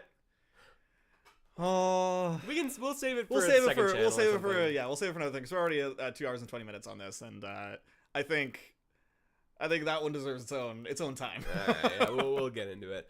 All right, folks, we're gonna pack it in for the night. The final takeaway: USAID, the imperialism, bad.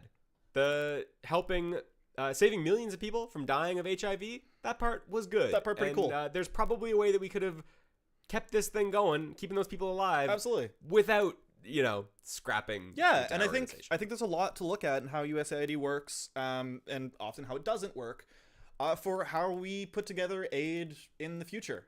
Because I think there's a lot that needs to be discussed about how to deliver foreign aid, especially as developed countries, in ways that are not just doing neocolonialism.